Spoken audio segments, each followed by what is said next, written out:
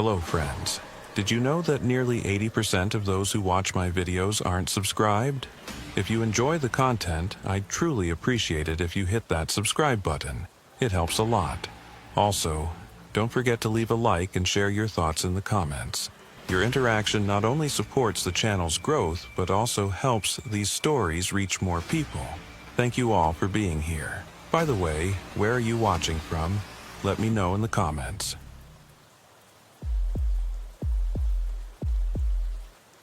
I have been working for the Highway Patrol for 11 years. I have witnessed many incidents on these roads. Accidents that should have killed people, but didn't. Accidents that shouldn't have killed people, but did. I've pulled people out of cars who lost their lives, delivered babies on the side of the road, talked people out of jumping off overpasses. If you do this job long enough, you think you've seen it all. November 14th, 2019, taught me something different.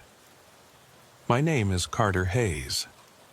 I work the night shift in District 7, patrolling the 140-mile stretch of I-40 that cuts through the high desert. It's a lonely job. Most nights, you're out there alone for hours. Just you, the highway, and whatever comes over the radio. That Thursday started normally. I clocked in at 10 o'clock p.m., did my usual vehicle check. Tires, headlights, radio equipment. Everything was fine. The weather forecast said the temperature would drop to 40 degrees by midnight and the sky would be clear. Perfect patrol weather, if such a thing exists. My sergeant, Bill Kowalski, gave me the standard briefing. Nothing unusual. No BOLO alerts, no road closures, no special events. Just another quiet November night in the high desert. He told me to take the eastern loop, check the rest areas, keep an eye out for stranded motorists. Standard stuff. I grabbed a coffee from the break room, black, 2 sugars. Linda from dispatch was working the night shift too. She's been here longer than anyone, knows every mile marker, every exit, every peculiarity of our district. She nodded at me as I headed out. Stay safe out there, Carter. I always do. The first few hours passed without incident. I drove the loop slowly, methodically. The highway was quiet. A few long-haul truckers, some late-night travelers. I pulled over one speeder around midnight, a college kid heading home for Thanksgiving break. Gave him a warning, told him to slow down. He thanked me, nervous but polite, and drove off at exactly 65. Around 100 hours, I stopped at the Flying J truck stop near mile marker 287. Grabbed another coffee, used the restroom, chatted with the night clerk. A woman in her 50s wearing a name tag that said Doris. She complained about the Wi-Fi being down all evening. Said it happened sometimes out here. Bad infrastructure, she said. Too far from civilization. I told her to call it in if it didn't come back up. She said she would. I left. Back on the road. The night pressed in around me. That's the thing about desert highways at night. The darkness is different out here. Thicker. The stars are bright, sure, but between you and them is just this vast, empty space. No cities nearby to bleed light into the sky. Just black. I was heading west on I-40 when it happened. 047 hours. I remember the exact time because I'd just glanced at my dash clock, thinking I'd stop at the next rest area to log my mileage. The radio crackled, not unusual. We get interference sometimes. Solar activity, atmospheric conditions, who knows what else. But then Linda's voice came through. Except it wasn't quite right. The cadence was off. Like she was reading from a script she'd never seen before. Unit 723, we have a reported 1050 on Interstate 40, eastbound, approximately mile marker 312. Single vehicle, possible injuries. Caller reports seeing the vehicle off the shoulder, lights on. Can you respond? I picked up the radio. Dispatch, this is 723. Copy that. Mile marker 312 eastbound. I'm currently at 289 westbound. I'll need to find a turnaround. ETA approximately 15 minutes. Static. Dispatch, copy. More static. Then Linda's voice again, clearer this time. 723, confirm. Mile marker 312 eastbound. Caller stated vehicle appeared abandoned, but lights were still on. Possible 10 to 50 with injuries. Copy, dispatch, en route. I found a crossover at mile marker 291, one of those authorized turnarounds we use to switch directions without having to drive to an exit. Flipped on my lights, crossed the median, headed east. The thing is, mile marker 312 didn't sit right with me. Not immediately, but as I drove, something nagged at the back of my mind. Our district ends at mile marker 305. Everything past that is District 8, handled out of the station in Belmont, about 60 miles east. If there was an accident at 312, they should have dispatched one of their units, not mine. I radioed back.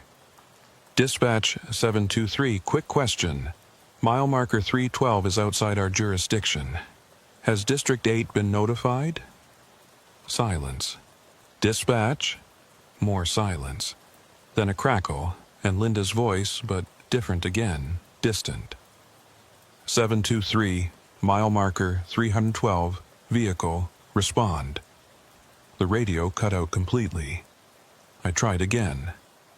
Dispatch 723, radio check. Nothing. I checked my radio equipment. Everything looked normal. Lights on, frequency correct.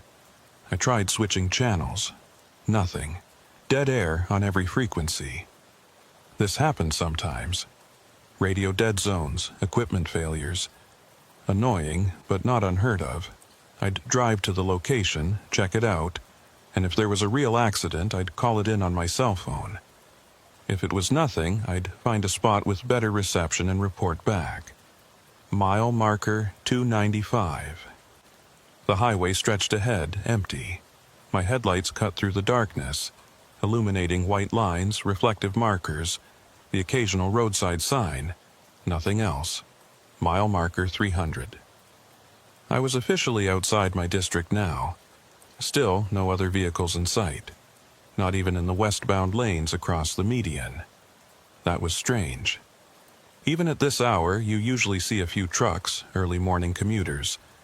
The highway was never completely empty. But it was empty now. Mile marker 305. The last marker in District 7. From here on, I was in District 8 territory. I kept driving. What else was I going to do? Someone called in an accident. Even if it was outside my jurisdiction, I couldn't just ignore it. Mile marker 310. My headlights caught something ahead. A green highway sign, reflective letters bright in my beams. It said, mile marker 312, 2 miles. Except that didn't make sense. Highway signs don't announce mile markers. They announce exits, cities, services, not mile markers. Mile markers are just there, small green rectangles on posts along the shoulder. I slowed down. Something felt wrong. I couldn't put my finger on it, but every instinct I'd developed over 11 years of patrol work was telling me to turn around. But I didn't. I kept driving, mile marker 311. My high beam swept the road ahead, empty. No vehicles, no debris, no signs of an accident. The eastbound shoulder looked undisturbed. No skid marks, no broken glass, nothing. And then I saw it. Mile marker 312, and past it, on the shoulder, a vehicle.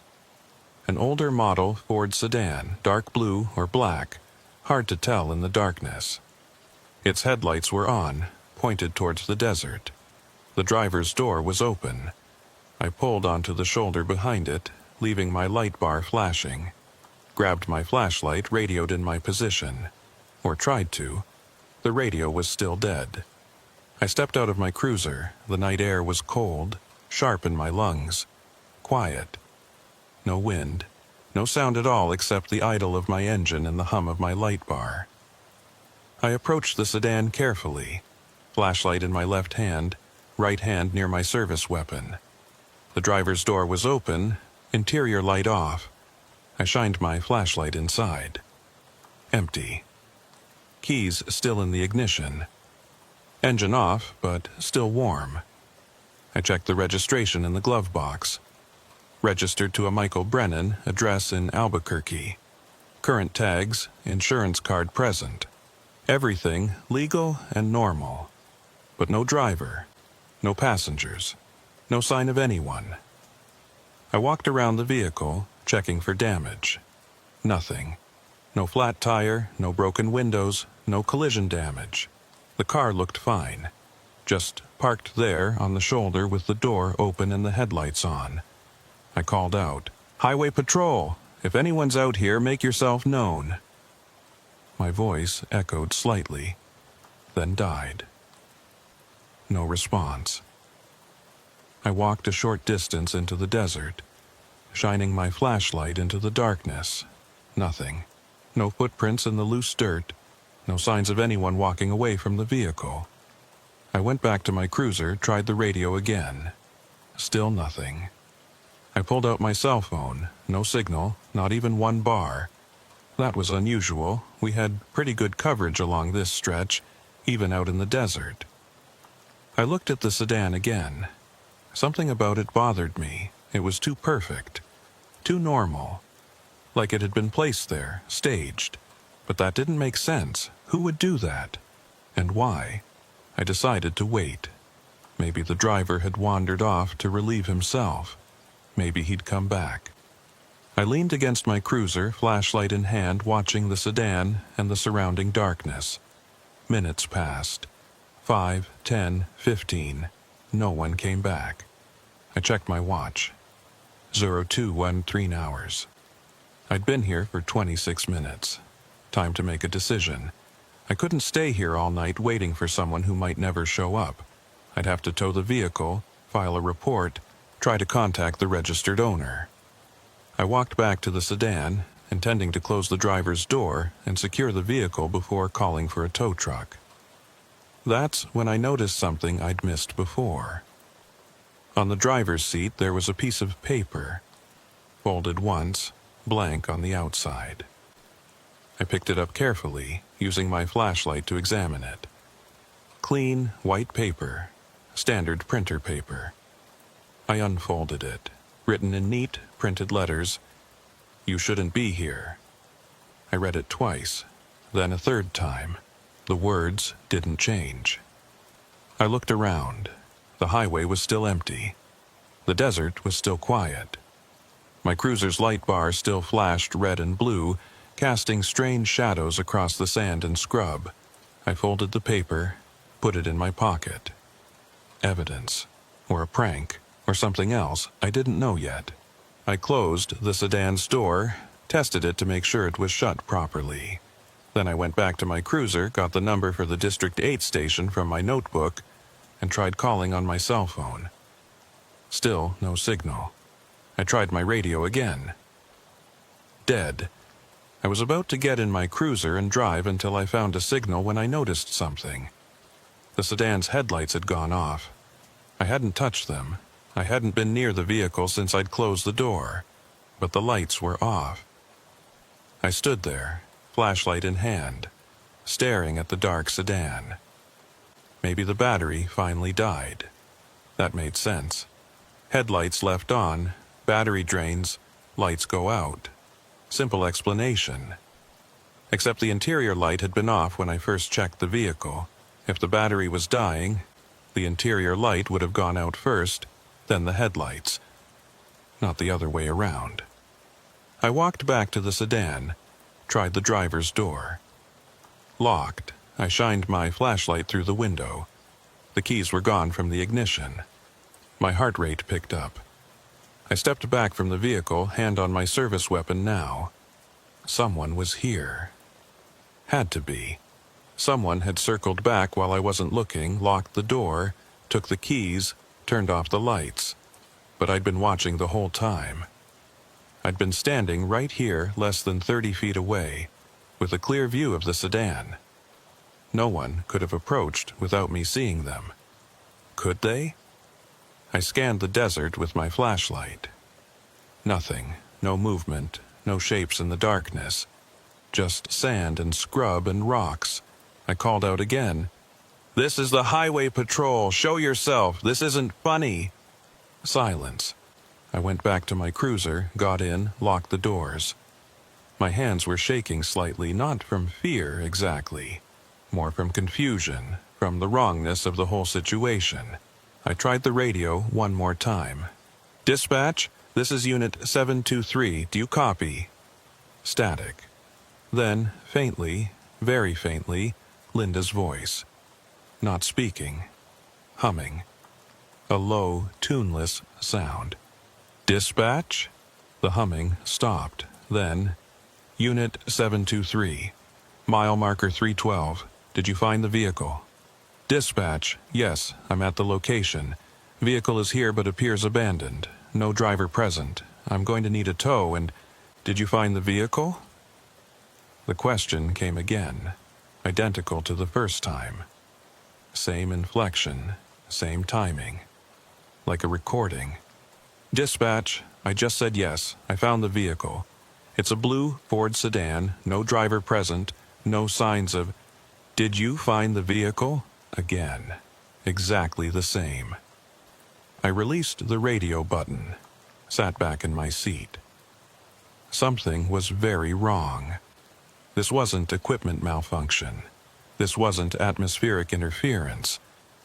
This was something else. I put the cruiser in gear, intending to leave. Find a spot with cell service, call this in properly, get backup. But before I could pull away, my headlights caught something. The sedan's driver's door was open again. I know I closed it. I tested it. It was shut, locked. But now it was open, swinging slightly in a breeze I couldn't feel. I grabbed my flashlight, got out of the cruiser, left the engine running this time. Approached the sedan slowly. The keys were back in the ignition, and on the driver's seat, unfolded now, the piece of paper. But the writing had changed.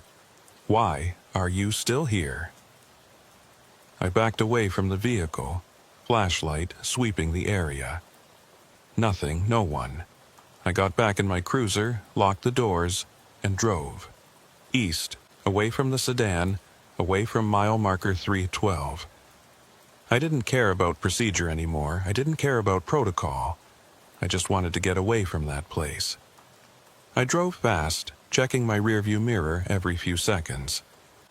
The sedan's headlights came back on as I pulled away, bright in my mirror. Then they faded as I put distance between us. Mile marker 313, 314, 315. I kept driving. My radio crackled back to life. "Unit 723, this is dispatch. What's your status?" Linda's voice. Normal now. No strange cadence, no humming. I grabbed the radio. "Dispatch, I'm eastbound on I-40, approaching mile marker 316. I need backup at mile marker 312. Possible abandoned vehicle, possible, I don't know. Something's wrong with that location." "Unit 723, can you repeat? We don't have you at that location. Your GPS shows you westbound at mile marker 289. I looked at my GPS unit. She was right. According to the system, I was still back where I'd made the turnaround, 30 miles behind me. "Dispatch, negative. I'm eastbound, past mile marker 315. I responded to a reported accident at 312. You sent me there."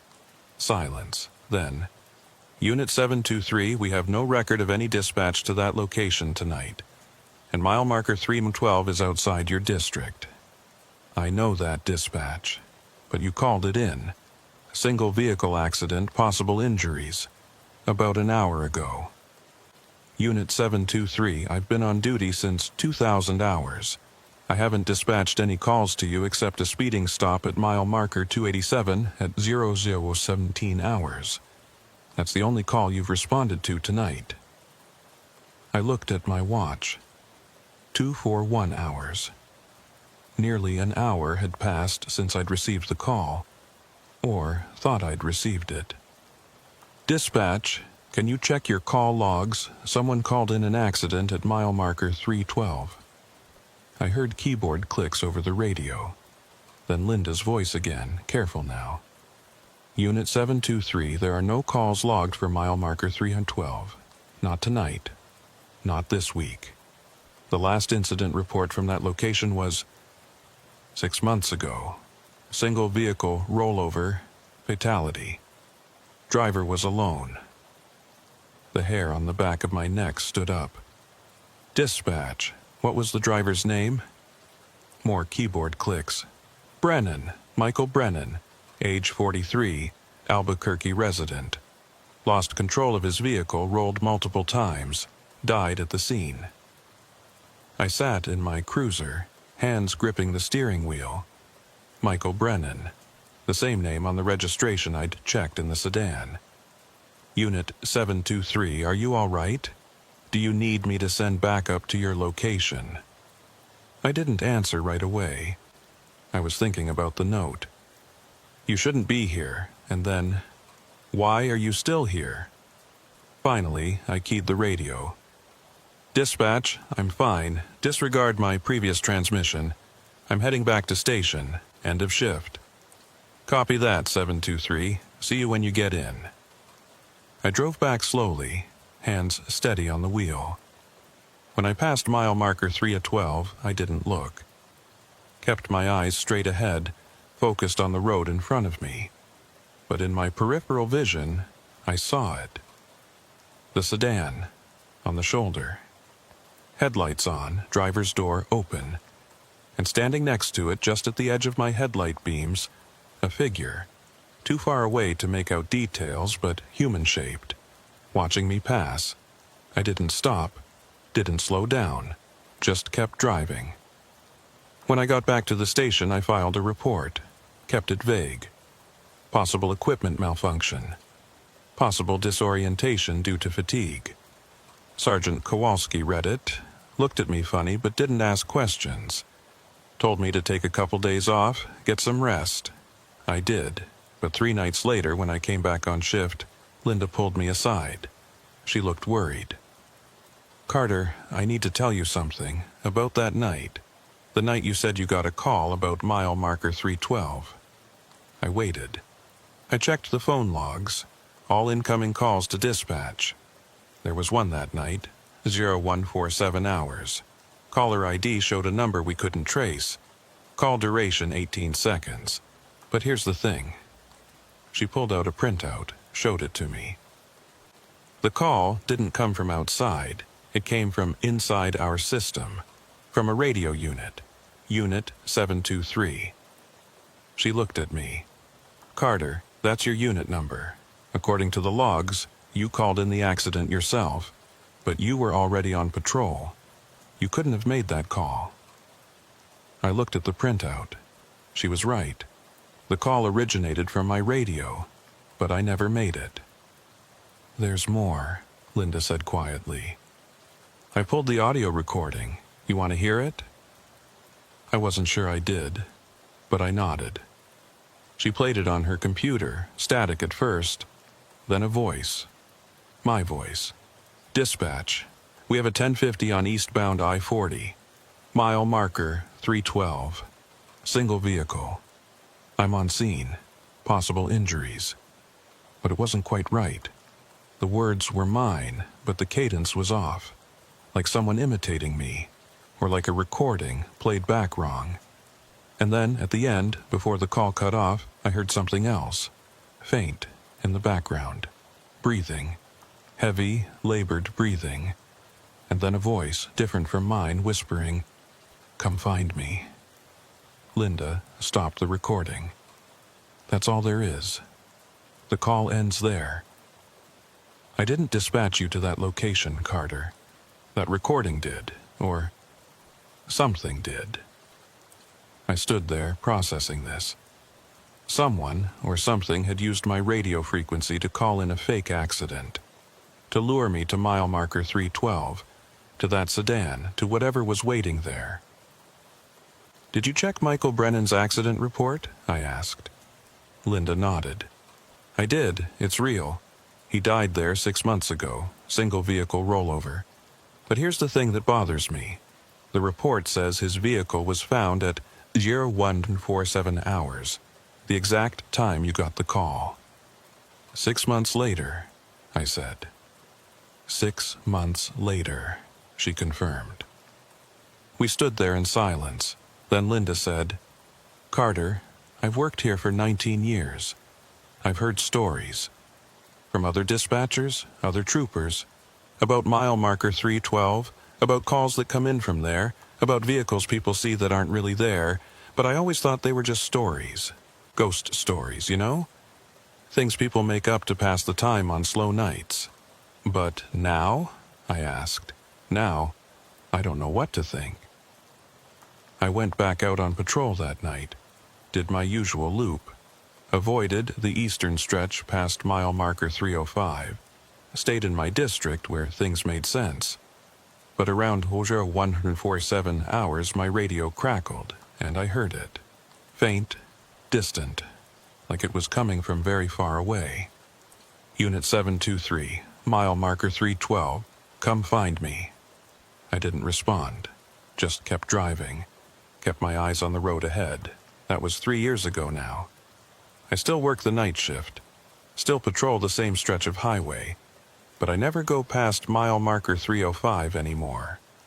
And when other troopers ask me why, I tell them equipment problems, bad radio reception in that area. They believe me, or pretend to. But sometimes, late at night, when the highway is empty and the darkness presses in, I hear it on my radio. That voice. My voice, but wrong. "Unit 723, mile marker 312. Why won't you come back?" And I wonder if Michael Brennan is still out there, waiting on that shoulder. Lights on, door open, waiting for someone to find him. The thing about patrol work is that it gets into your routine. You have your patterns, your habits, your familiar stretches of road. After what happened at mile marker 312, I developed new patterns, new habits. I learned to avoid certain areas, certain times. But the highway doesn't always let you avoid things. It was late January, about 2 months after the incident. The desert winter was in full effect, temperatures dropping below freezing at night, occasionally spitting snow that never quite stuck. I was back on the night shift, 2200 to 0600, and things had been quiet. Too quiet, maybe. I'd started keeping a journal. Nothing official, just a small notebook I kept in my cruiser. I'd write down the mile markers where I made stops, the times, any unusual observations. It was my way of keeping track, of making sure I wasn't losing time again without realizing it. The entries were mundane. Mile marker 267, 2334 hours, assisted stranded motorist with fuel. Mile marker 281, 0156 hours, traffic stop, speeding violation, warning issued. Normal patrol work. Nothing strange. But I noticed something, a pattern in my own behavior. I'd unconsciously started avoiding certain stretches of highway. Mile markers 305 to 320 were completely absent from my logs. I hadn't been anywhere near that area in 8 weeks. Kowalski noticed too. Called me into his office one afternoon before my shift. "Hayes, you feeling all right?" He was a good sergeant. Former Marine, built like a fire hydrant, but fair. He cared about his troopers. "Yes, sir. Why do you ask?" He pulled out a map of our district, marked with colored pins showing patrol coverage. "Your coverage area has been shrinking. Look here." He pointed to the eastern section. Mile markers 305 through 320. District 7's responsibility. But you haven't logged a single stop in this area in 2 months. I looked at the map. He was right. There was a conspicuous gap in my coverage. "Is there a problem with that section?" he asked. Road conditions? Equipment issues? No, sir, just been focusing on the higher traffic areas. He studied me for a moment. Carter, if something's bothering you about that stretch, you can tell me. We've had other troopers mention irregularities out there. Equipment failures, disorientation, that kind of thing. My pulse quickened. Other troopers? Yeah, nothing major, but enough that I've noticed. Radio dead zones, GPS glitches. One guy said his odometer was reading distances that didn't match the mile markers. He paused. There was also that missing person case. Trooper from District 8. Disappeared near mile marker 318 about 5 years ago. Never found him.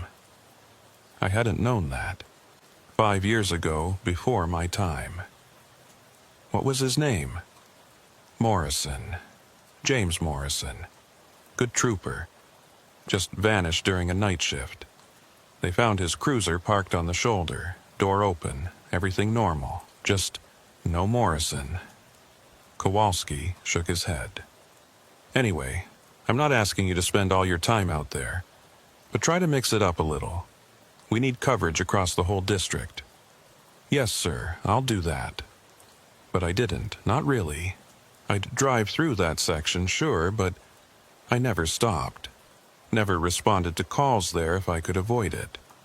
I'd suddenly develop equipment issues, or be too far away to respond in time. Linda knew. She never said anything directly, but I could tell from the way she'd pause before dispatching calls in that area, checking to see if anyone else was available first.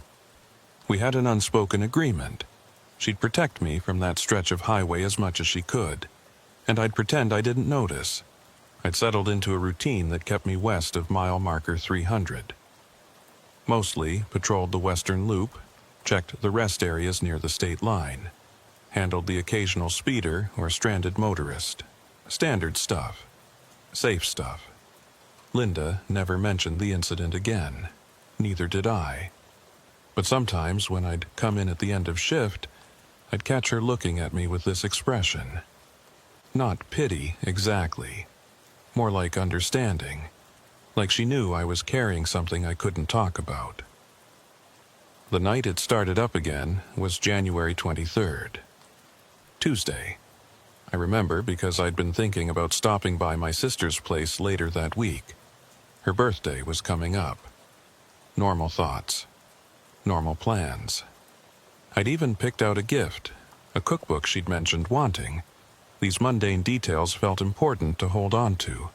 Proof that I was still living a normal life. I was westbound, approaching mile marker 275, when I saw the vehicle. A pickup truck, newer model Chevy, dark red, parked on the shoulder with its hazards on. Not unusual. People broke down all the time out here. But something made me hesitate before pulling over. Some instinct. The truck looked wrong somehow. Not damaged or out of place, just wrong. Like a photograph that's been slightly altered, but you can't quite identify what's been changed. I drove past it slowly, checking it out through my passenger window. The cab appeared empty. No one standing nearby. No signs of distress. Just a truck parked cleanly on the shoulder, hazards blinking in regular rhythm. I should have kept driving. Every instinct told me to keep driving, but it was my job. Someone might need help. So I found a crossover half a mile ahead, turned around, came back. I pulled in behind the truck, called it in. Dispatch, Unit 723. I'm 1070 westbound at mile marker 275, checking on a disabled vehicle. Copy, 723. Linda's voice came back, clear and normal. That was good. Be safe. I sat in my cruiser for a moment, watching the truck. The hazards kept blinking. Steady, mechanical, normal. But my hands were sweating despite the cold. I grabbed my flashlight, checked my service weapon, got out. The night air bit at my face. Temperature had dropped to 26 degrees. My breath came out in white clouds. I approached the truck carefully, angling my approach so I could see into the cab. Standard procedure. You never walk straight up to a vehicle. Approach from an angle. Keep yourself visible but protected. Watch for movement inside. The cab was empty. I shined my light into the bed. Empty, except for some tie-down straps and an old tarp. I walked around to the front, checked the hood. Warm. Engine had been running recently, maybe within the last 15 minutes. The driver's door was unlocked. I opened it, looked inside. Keys in the ignition. Phone in the center console. Wallet in the cup holder. Registration and insurance card in the glove box. Everything a person would need. All left behind. I stood there, door open, feeling the wrongness intensify. Who leaves their vehicle with the keys, wallet, and phone still inside? "Highway Patrol," I called out, my voice sounding small in the vast darkness. "Anyone need assistance?" The desert swallowed my words. No echo, no response, just silence. I pulled in behind it, called it in. "Dispatch Unit 723, I'm 1070 westbound at mile marker 275, checking on a disabled vehicle." "Copy, 723. Linda's voice came back, clear and normal. "Be safe." I approached the truck carefully, flashlight in hand. The cab was empty. I shined my light into the bed. Empty, except for some tie-down straps and an old tarp. I walked around to the front, checked the hood. Warm. Engine had been running recently. "Highway Patrol," I called out. "Anyone need assistance?" A voice came from behind me. Male, older, sounding relieved. "Yeah, over here, officer." I spun around, hand instinctively moving toward my weapon. A man in his 60s was walking up from the shoulder, about 30 feet away. He was wearing jeans and a heavy work jacket, zipping his fly as he approached. He looked embarrassed. "Sorry about that," he said, voice friendly. "Had to answer nature's call. Didn't mean to alarm you." I relaxed slightly, but something still felt off. I couldn't place what. The man looked normal, sounded normal, but my training was screaming at me that something wasn't right. "No problem, sir. Everything okay with your vehicle?" Yeah. Just making a phone call and needed to stop for a minute." He reached into his jacket pocket, pulled out his phone, showed me the screen. "I'm heading into Flagstaff. Should have been there an hour ago." His breath didn't fog in the cold air. I noticed that. It was 26 degrees and I could see my breath, but not his. Told my wife I'd call when I hit New Mexico. She worries, you know how it is. I nodded slowly, watching him. His movements were slightly off, too smooth, too fluid, like someone who'd practiced them. "Understandable, sir. Flagstaff, you said?" "Yeah, got family there. Brother's birthday." He smiled. His teeth were very white in my flashlight beam. Too white. "Can I see your license and registration, sir?" His smile didn't falter. "Of course, officer. They're in the truck." He walked past me, reached into the cab, pulled out a wallet from the cup holder, handed me a license. Robert Diaz, Phoenix address. Date of birth made him 62 years old. The photo matched the man standing in front of me. Everything was in order, except the license was warm. Not cold from sitting in the truck. Warm, like it had been in a pocket, against someone's body. "You heading to Flagstaff from Phoenix?" I asked, handing the license back. "That's right, straight shot up the I-17, then across." He tucked the wallet back into his jacket pocket, not back into the truck. I noticed that too. "Sir, if you're heading to Flagstaff from Phoenix, that's northeast. You'd be on the eastbound lanes. This is westbound." He looked at me for a moment. That smile still in place. I must have gotten turned around. These desert highways all look the same at night, don't they? "They do," I agreed. But Flagstaff was a major city, and if he had family there, he'd know which direction to go. You want me to point you in the right direction? There's a turnaround about 2 miles ahead.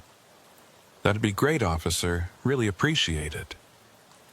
I gave him directions, watched him get back in his truck. He started the engine, pulled onto the highway. I stood there, watching his taillights disappear westbound. Away from Flagstaff, away from where he said he was going. I got back in my cruiser, sat there for a minute. Something was very wrong with that interaction. Multiple things. The direction he was traveling. His breath not fogging. The warm license. The wallet going into his pocket instead of back into the truck. And something else. Something I couldn't quite identify. I pulled out my notebook, wrote down the details while they were fresh. License plate number, time, location, the man's appearance, everything. Then I resumed patrol, but the wrongness followed me, nagged at me, grew stronger the further I drove. It wasn't until I was 10 miles down the road that it hit me. The man had said he was heading into Flagstaff, but he'd been parked on the westbound side. Flagstaff was east. If he was heading there, he should have been on the eastbound lanes. Maybe he'd gotten turned around. Easy to do if you're not familiar with the area. Or maybe I'd misheard him. Possible. But it bothered me enough that I radioed in. Dispatch 723, can you run a plate for me? Go ahead, 723. I gave her the truck's license number, which I'd automatically noted when I'd first pulled up behind it. Habit. Copy, stand by. I waited, driving slowly, watching the road ahead. The highway was empty tonight. No other vehicles in sight. Just darkness and road and the endless white lines. Linda came back. 723. That plate comes back to a 2018 Chevrolet Silverado. Registered to Robert Diaz, address in Phoenix. No wants, no warrants. Vehicle registration current. Copy, thanks dispatch. Phoenix, southwest of here. If he was heading to Flagstaff from Phoenix, he'd be going northeast.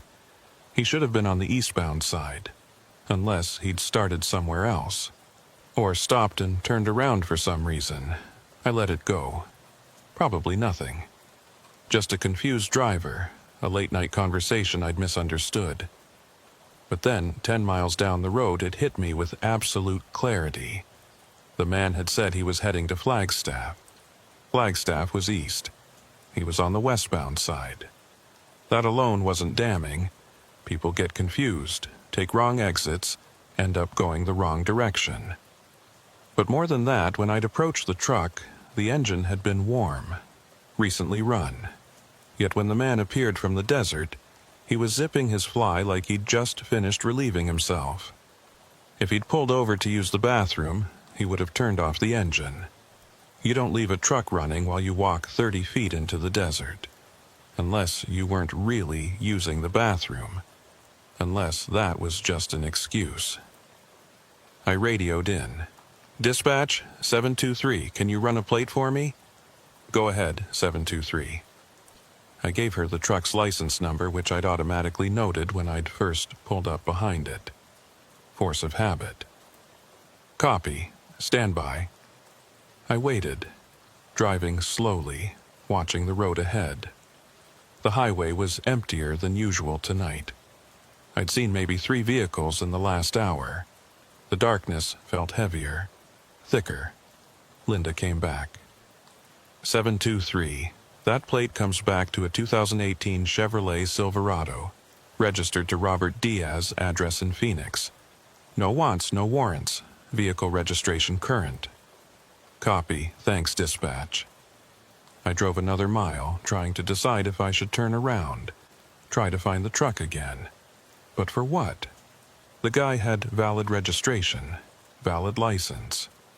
He was just heading the wrong direction. Not a crime. I continued my patrol. The night wore on. 0100 hours came and went. 0200. I stopped at a rest area near mile marker 268, one I'd stopped at hundreds of times before.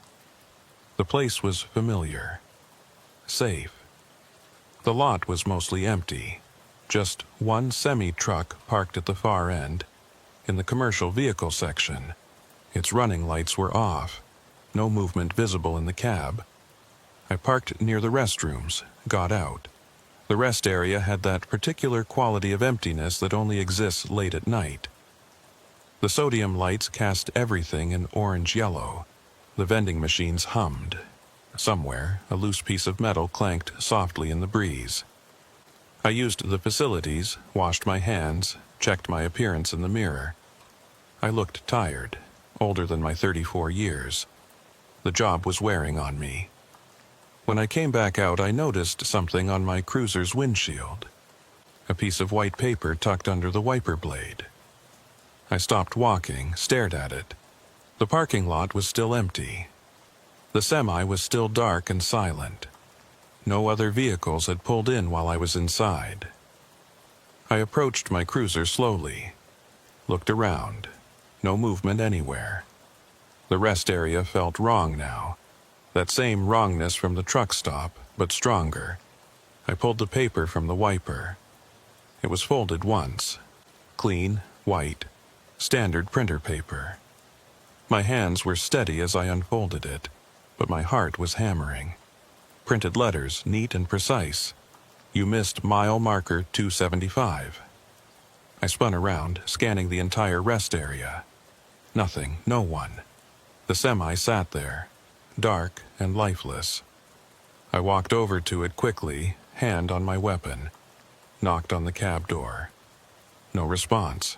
Tried the handle, locked. Shined my flashlight through the window. The cab was empty. No driver, no sleeping bag, no personal effects.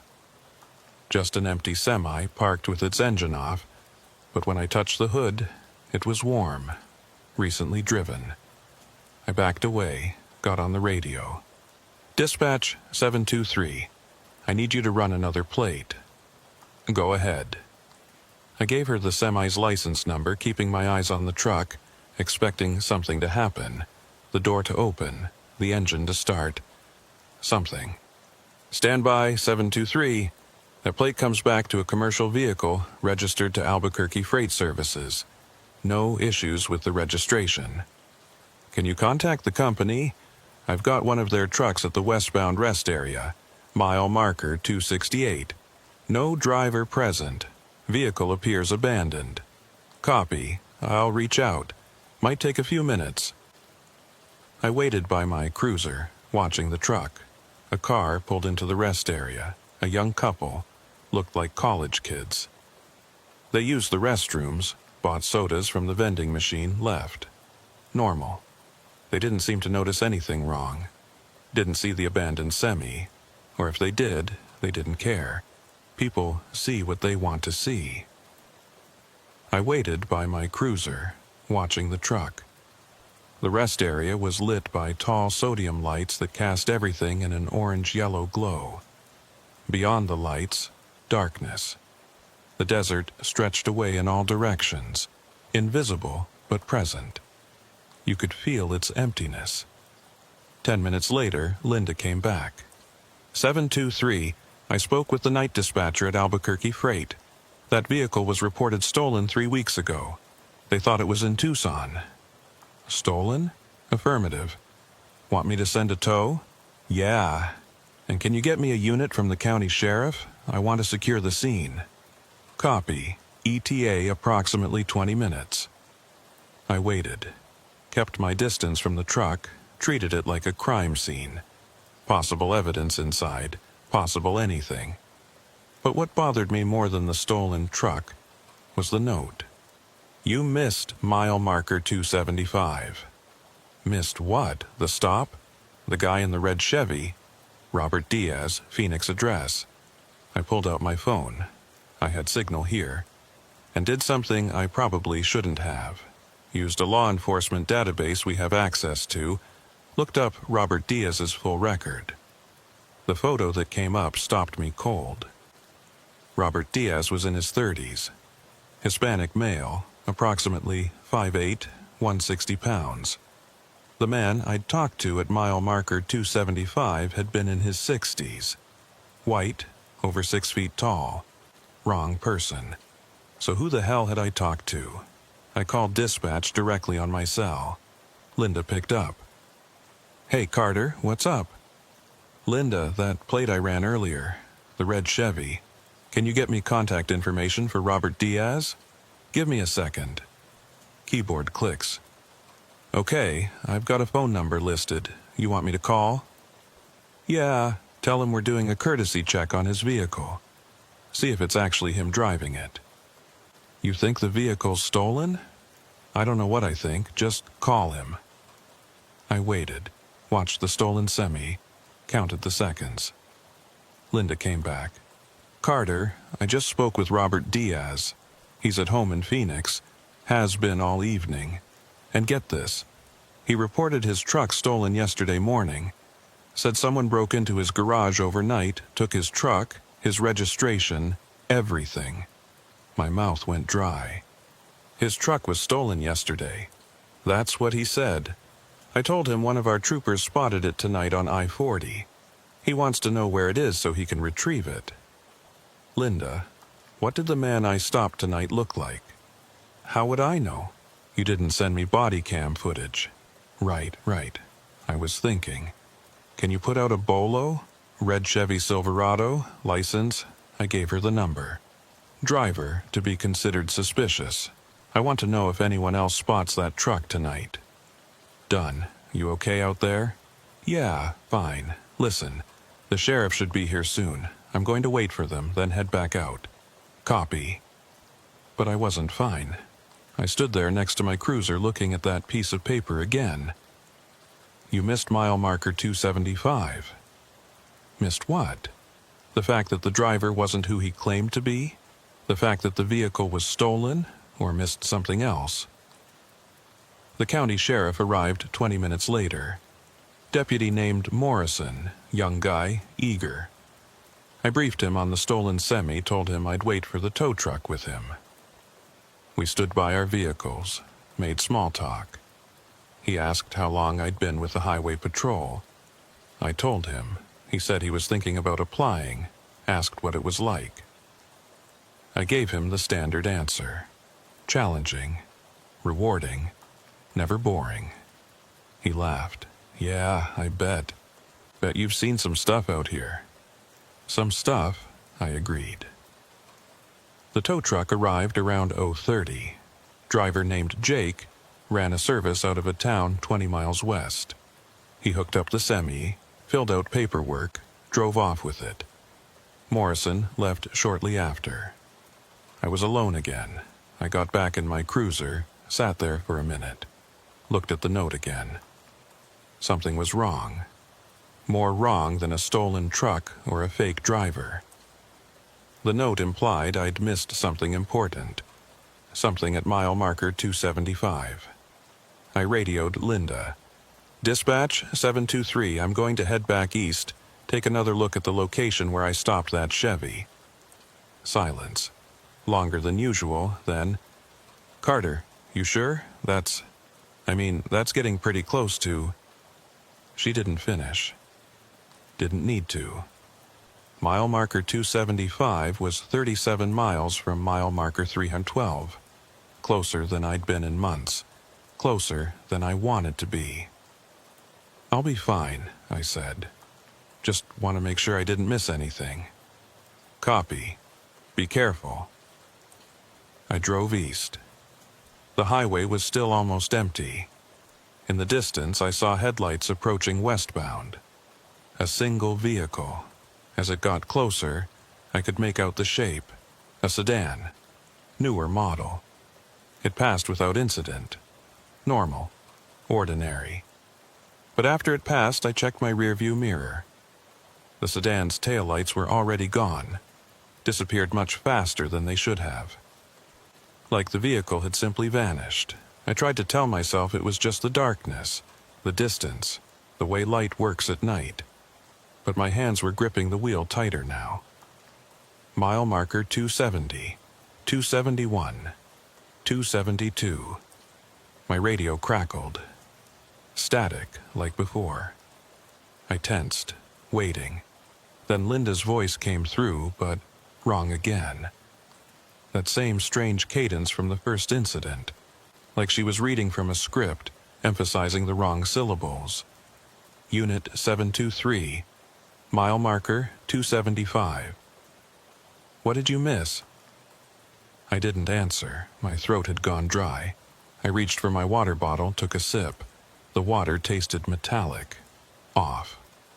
The static got worse. A rhythmic pulse, like breathing, or like a heartbeat. Slow and steady. Mile marker 275. I slowed, pulled onto the shoulder where the red Chevy had been parked. Got out, flashlight in hand. Swept the area with the beam. The shoulder looked normal. Gravel and dirt. Some tire tracks, but that was to be expected. Vehicles pulled over here regularly. Nothing unusual about that. I walked to where the truck had been, where the man had stood, zipping his fly, smiling his too white smile. The ground was disturbed. Footprints, scuff marks, normal. But there was something else. I crouched down, examining the dirt more carefully. There were footprints, yes. Boot prints, probably size 11 or 12. The man's prints. But there was only one set. Only prints leading from the desert to the truck. None leading away from the truck toward the desert. Like the man had materialized from the sand, walked to the truck, and then, what? Vanished? I stood, feeling cold despite my heavy coat. Swept my flashlight in a wide arc, looking for more prints. Found nothing. Then my beam caught something small and white, lying on the ground where the driver's door would have been. Another piece of paper, folded. I didn't want to pick it up. Didn't want to read what it said. But I did it anyway. That's the thing about this job. You always move toward the things that scare you, not away from them. I unfolded the paper with gloved hands, treating it like evidence. Turn around. I looked up, following the instruction without thinking. Behind me, maybe 100 feet away, parked on the shoulder, was the red Chevy. But it hadn't been there 30 seconds ago. I'd looked, I'd swept the entire area with my flashlight. The highway had been empty. Now the truck sat there, hazards blinking in the darkness. The cab looked empty, but I couldn't be sure from this distance. I walked toward it slowly, hand on my weapon. My flashlight beam bounced with each step. The truck didn't move, just sat there, hazards pulsing their steady rhythm. 50 feet away. 40. 30. I could see into the cab now, empty, just like before. But the engine was running. I could hear it idling, see the exhaust vapor in the cold air. 20 feet. The headlights came on suddenly. Not gradually, like someone turning a switch, just on, full brightness, blinding me. I raised my arm to shield my eyes, stumbled backward. When I lowered my arm, the truck was moving. Not forward onto the highway, backward. Reversing slowly down the shoulder, away from me. I stood there, confused. Watched it reverse for maybe 10 seconds. Then I realized what I was seeing. The truck wasn't reversing. It was moving backward, yes, but all 4 wheels were rolling forward. Like a film played in reverse. The physics were wrong. I got in my cruiser, started the engine. My hands were shaking now. I pulled out onto the highway following the Chevy. It was still moving backward, maintaining a constant distance between us. I checked my speedometer, 40 miles an hour. I was doing 40, and the Chevy was reversing at 40, perfectly straight, never wavering. No human driver could do that. No one could reverse that fast, that straight, for that long. Mile marker 276, 277. The Chevy kept going. I tried the radio. Dispatch, 723, I'm in pursuit of a suspicious vehicle westbound. No, it's... How did I describe this? It's reversing at high speed on the shoulder. Static. Then silence. The radio was dead again. I grabbed my cell phone from the center console. No signal. Not even searching. Just blank. Like it had never had service. Mile marker 280. The Chevy picked up speed. I accelerated to keep pace. 50 miles an hour now. 60. The truck was reversing down the highway at 60 miles an hour, perfectly straight, never touching the white line, never slowing. My cruiser was shaking at this speed on the shoulder. Gravel pinged against the undercarriage. The steering wheel vibrated in my hands. Mile marker 285, 290. My watch showed 23:47 hours. I'd glanced at it when I first started following the truck. That had been at least 10 minutes ago. But the time hadn't changed. Mile marker 295. The Chevy's brake lights came on. Somehow, even though it was reversing, the brake lights came on. It slowed, stopped, I stopped too, keeping 200 feet between us. Mile marker 300, the last marker in my district. And then, beyond the Chevy, in my headlights, I saw another vehicle. The blue Ford sedan. Michael Brennan's car, parked on the shoulder. Driver's door open. Headlights on. Mile marker 3 to 12. But that was impossible. Mile marker 3 to 12 was 12 miles ahead. We were at mile marker 300. The math didn't work. Except now, looking at my odometer, looking at the mile markers, I saw the truth.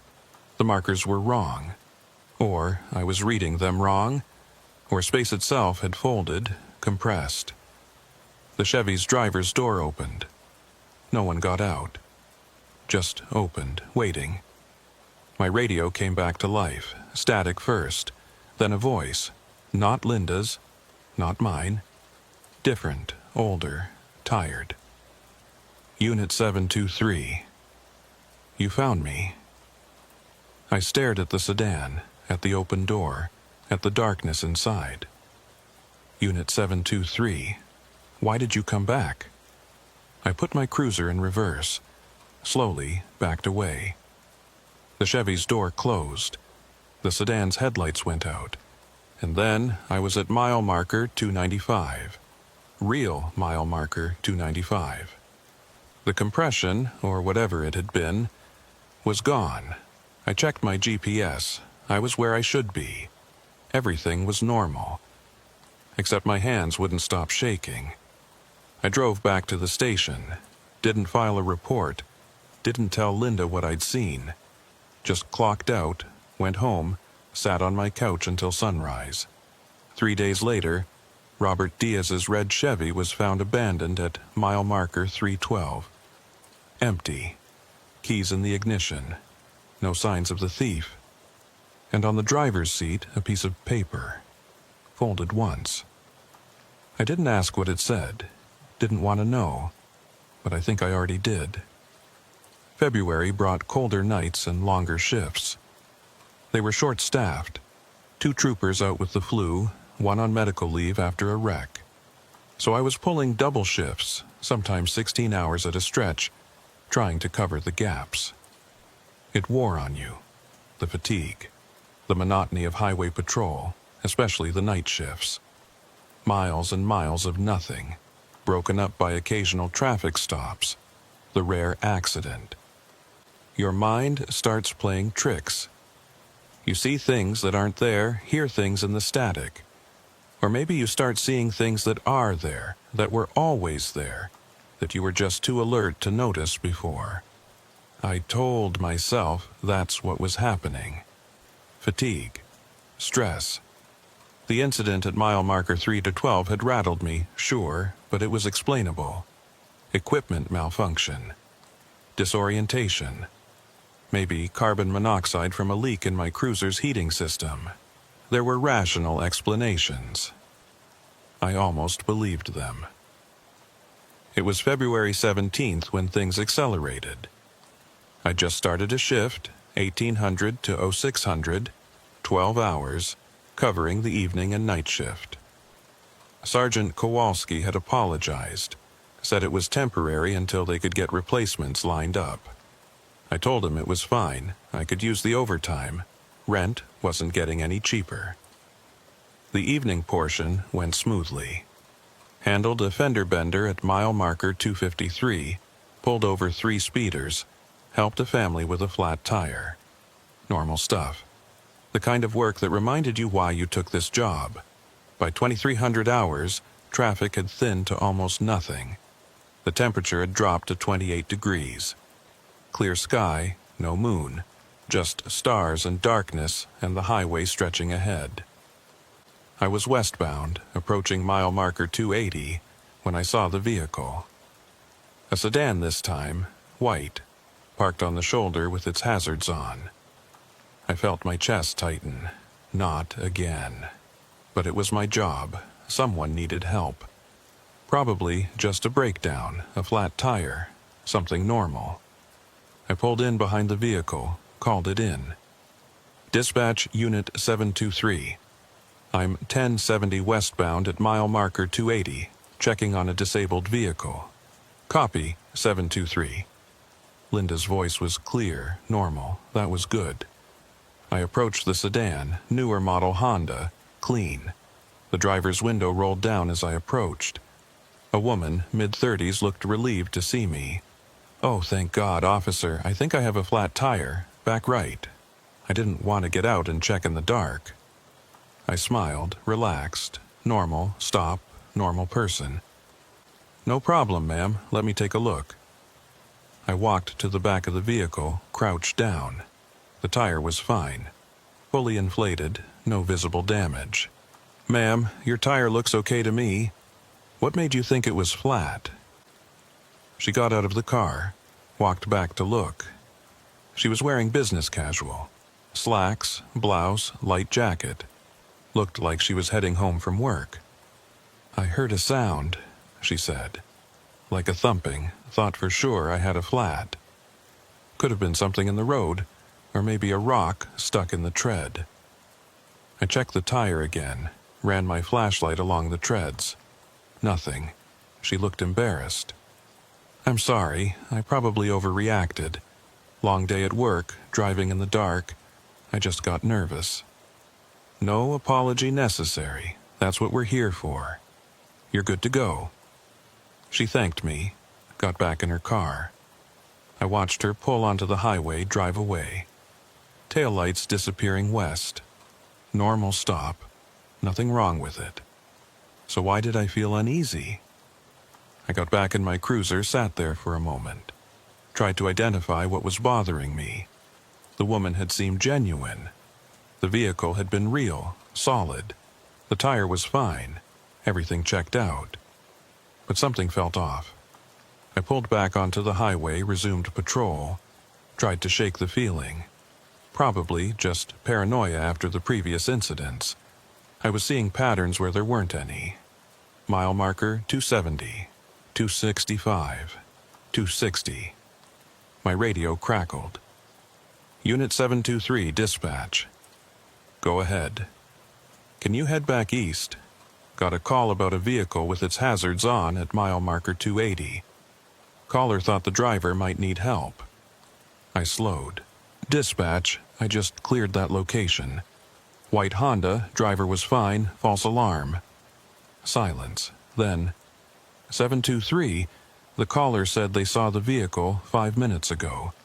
Still there with hazards on. Dispatch, that doesn't make sense.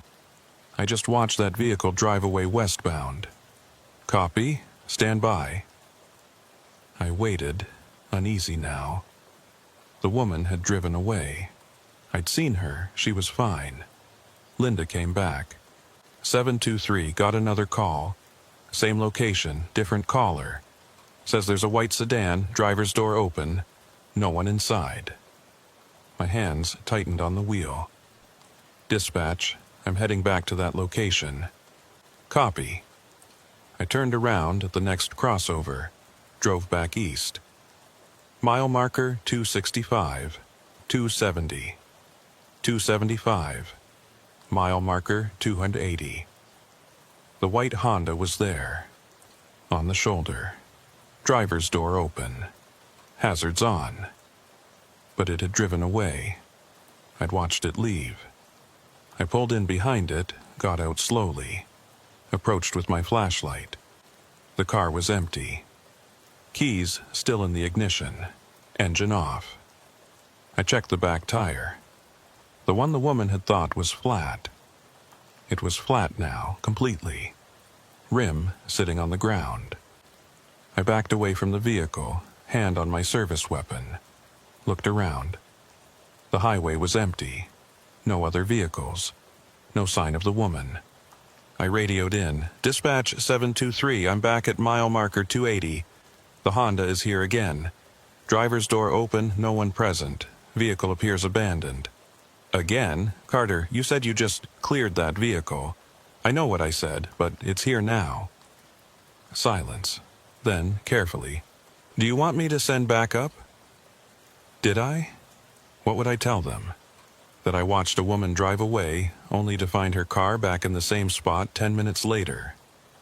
Negative, I said. I'll handle it. But run the plate for me. I gave her the license number. Waited by my cruiser, watching the sedan. Linda came back. 723, that vehicle is registered to Catherine Phelps. Address in Amarillo. No wants, no warrants. Registration current. Can you contact her? I'll try. Stand by. I waited. The night was very quiet. No wind. No sound except my cruiser's idle and the soft clicking of the Honda's hazard lights. Linda came back. Carter, I just spoke with Catherine Phelps. She's at home. Says her vehicle is parked in her garage. She hasn't been on I-40 in weeks. Dispatch, that's impossible. I'm looking at her vehicle right now. Same plate, same make and model. I know. She's looking at her car in her garage right now, while we're talking. I stared at the Honda. Looked solid. Real. I walked up to it, touched the hood. Warm. Someone had been driving it recently. Dispatch, this vehicle is real. It's here. I believe you, Carter, but so is the one in Amarillo. I didn't know what to say to that. Carter, listen. I'm pulling up the call log. The calls we got about that vehicle, the numbers, they're not showing up, like they were never made. But I remember taking them. I remember dispatching you. Linda. And your GPS is glitching again. It's showing you at different locations.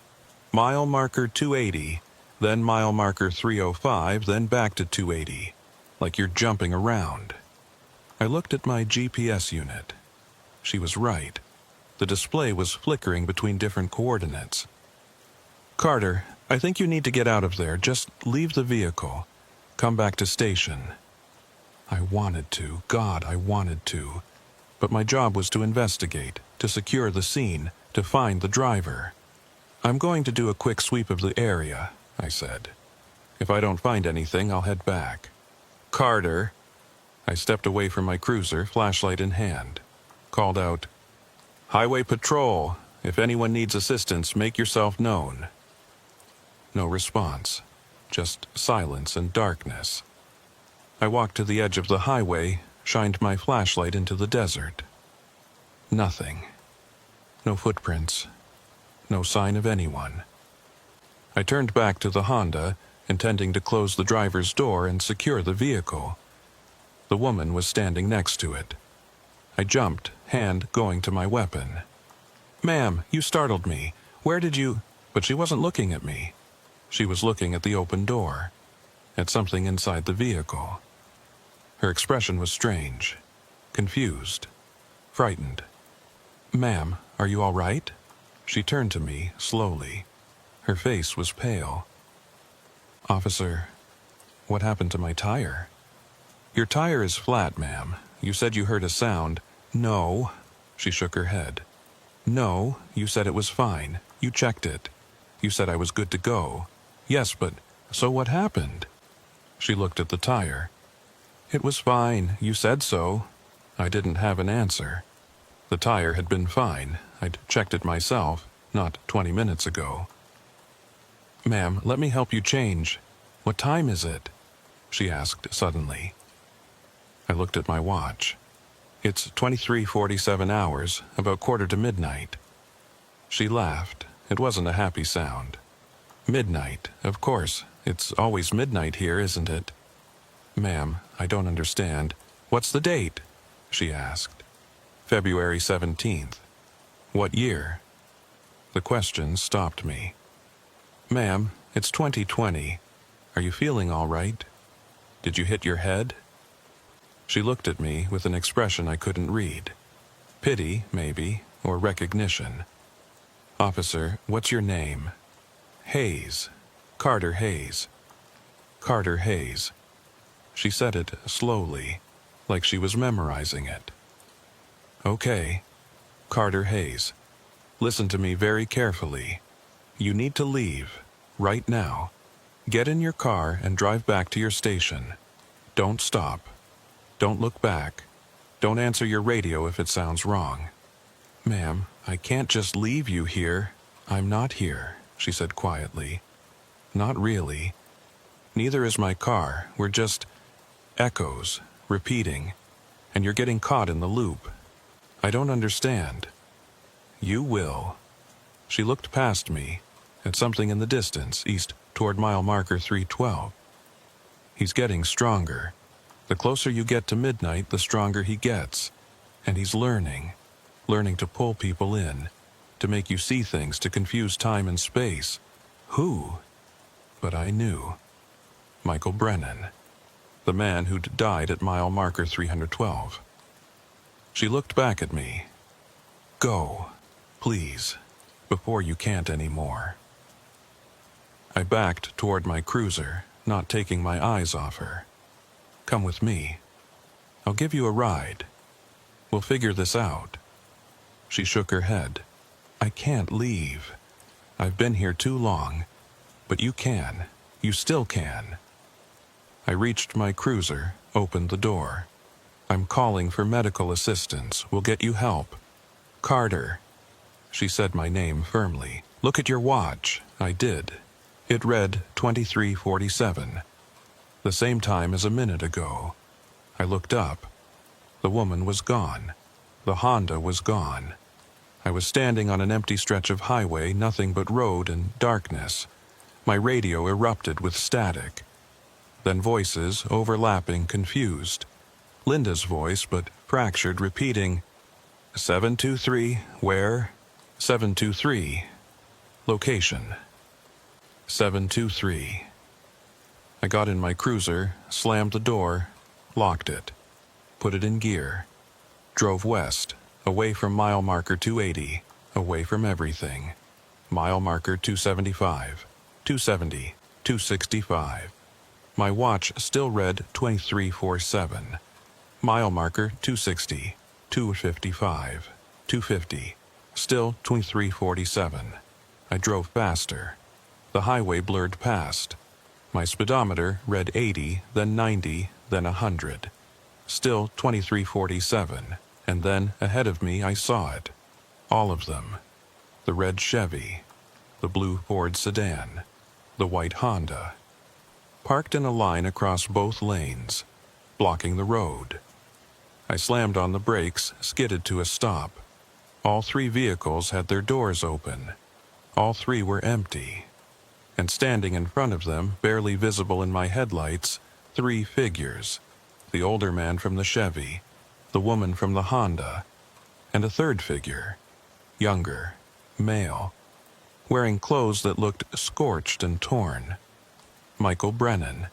They stood there not moving, just watching me. My radio came to life. All three voices at once, overlapping, creating a chorus. "Unit 723, you can't leave. You're part of it now. Mile marker 312. Come home, come home, come home." I threw the cruiser in reverse, backed up, spun around.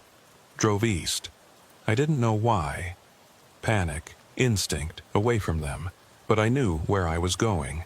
Knew where I had to go. Mile marker 280, 290, 300. My watch changed, 23:48. Time was moving again. Mile marker 305, the boundary of my district. The last safe marker. I should have stopped, turned around, called for backup. But I kept driving.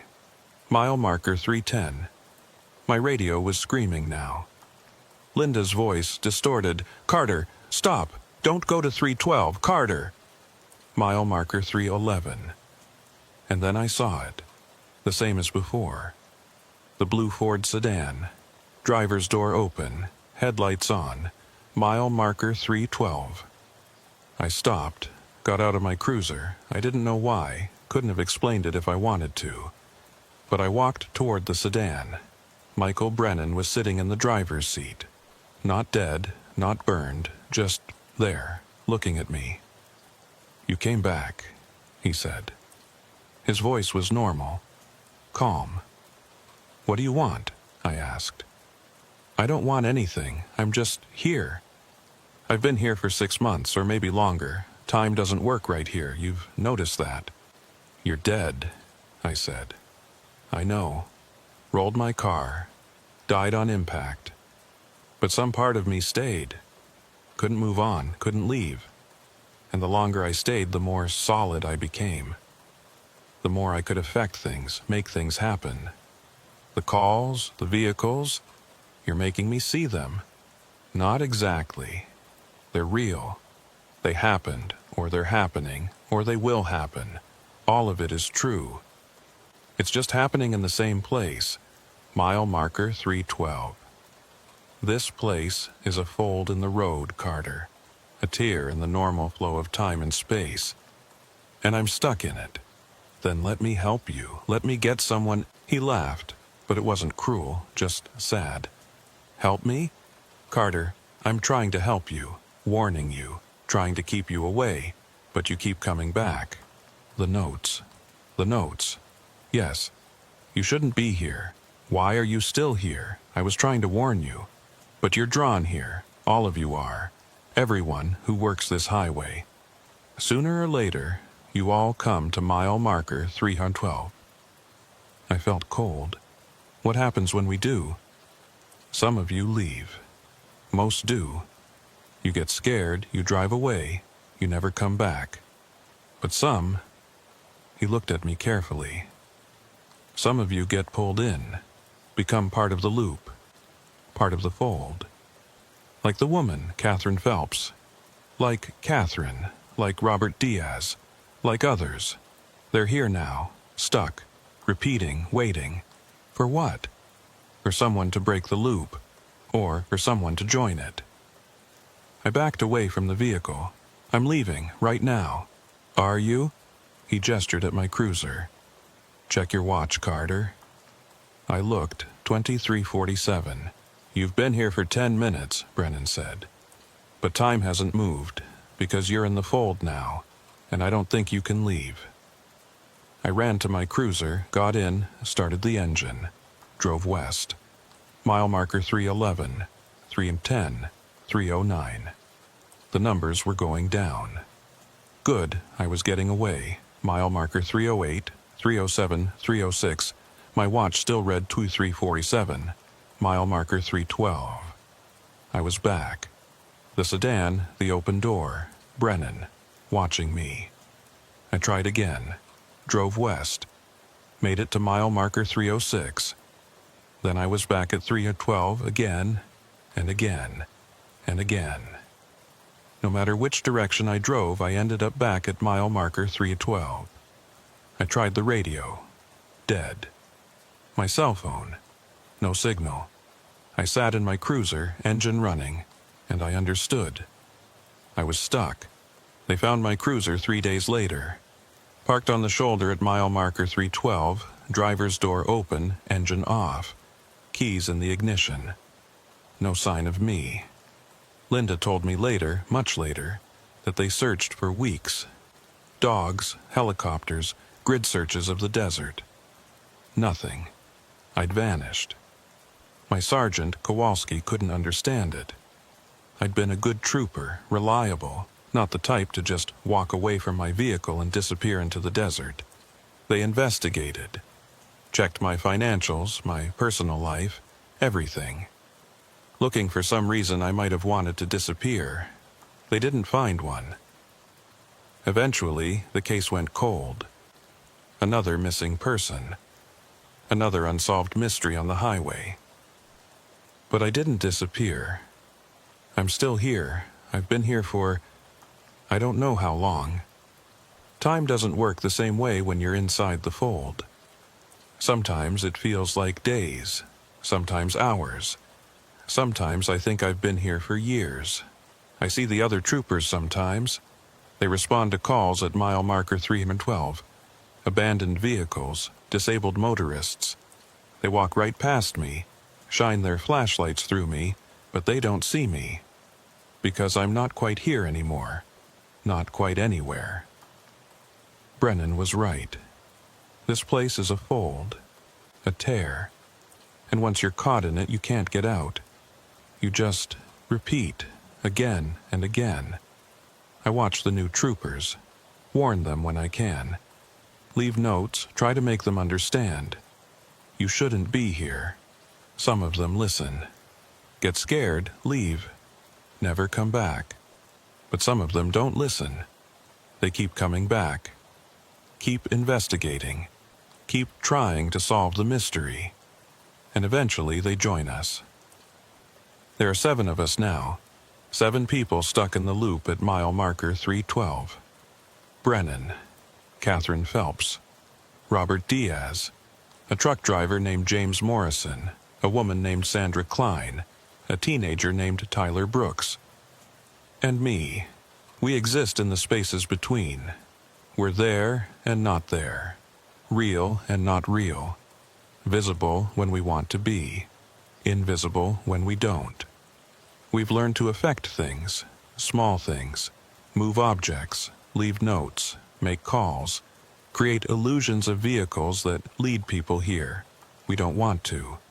We try to warn people away, but the fold is hungry. It wants more, and it uses us to bring them in.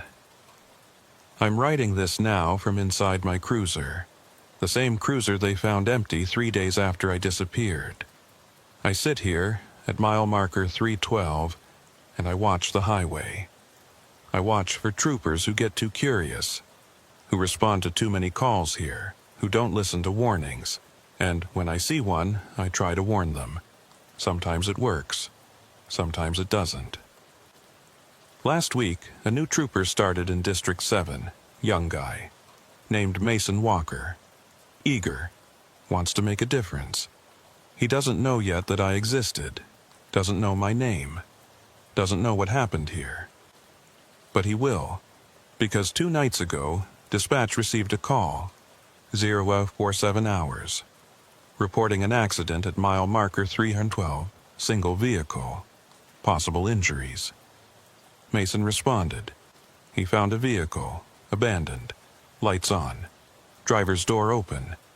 He found a note on the driver's seat.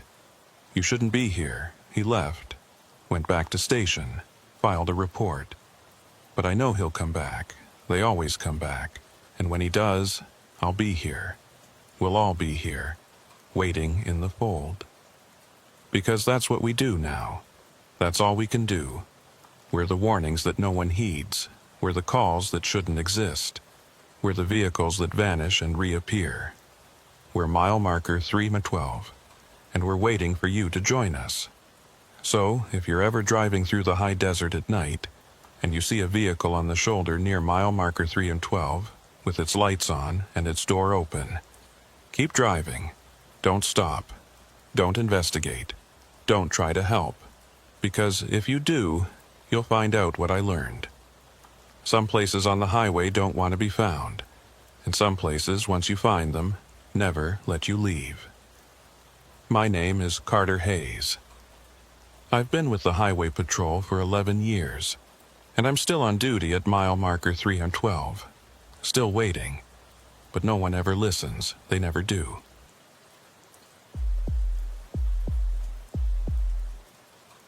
My name is Mason Walker. and I've been a state trooper for 7 years. Most of that time has been good, solid work. The kind of job where you help people keep the roads safe. Go home at the end of your shift knowing you made a difference. Most of the time. I work out of Station 14, covering a 70-mile stretch of State Route 89 that cuts through the northern part of the state. It's beautiful country up here. Pine forests, mountain passes, the occasional glimpse of wilderness that reminds you how small we really are. In summer, you get tourists heading to the lakes. In winter, skiers and snowboarders. Year-round, you get truckers hauling freight between the cities, and you get mile marker 2 and 17. I didn't think much about it at first.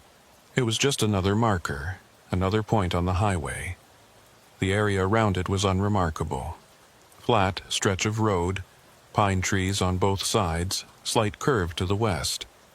Nothing special, nothing that would make you remember it, except I kept ending up there. It started in October of 2023. I'd been on night shift for about 3 months, pulling the 2000 to 0400 rotation. 6 hours of mostly empty highway, occasional traffic stops, the rare accident or breakdown. Quiet work, the kind that lets your mind wander. I was northbound on the 89 about 2 hours into my shift when I got a call from dispatch.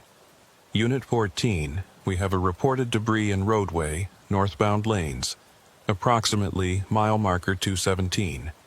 Can you respond? Copy, dispatch. En route to mile marker 217.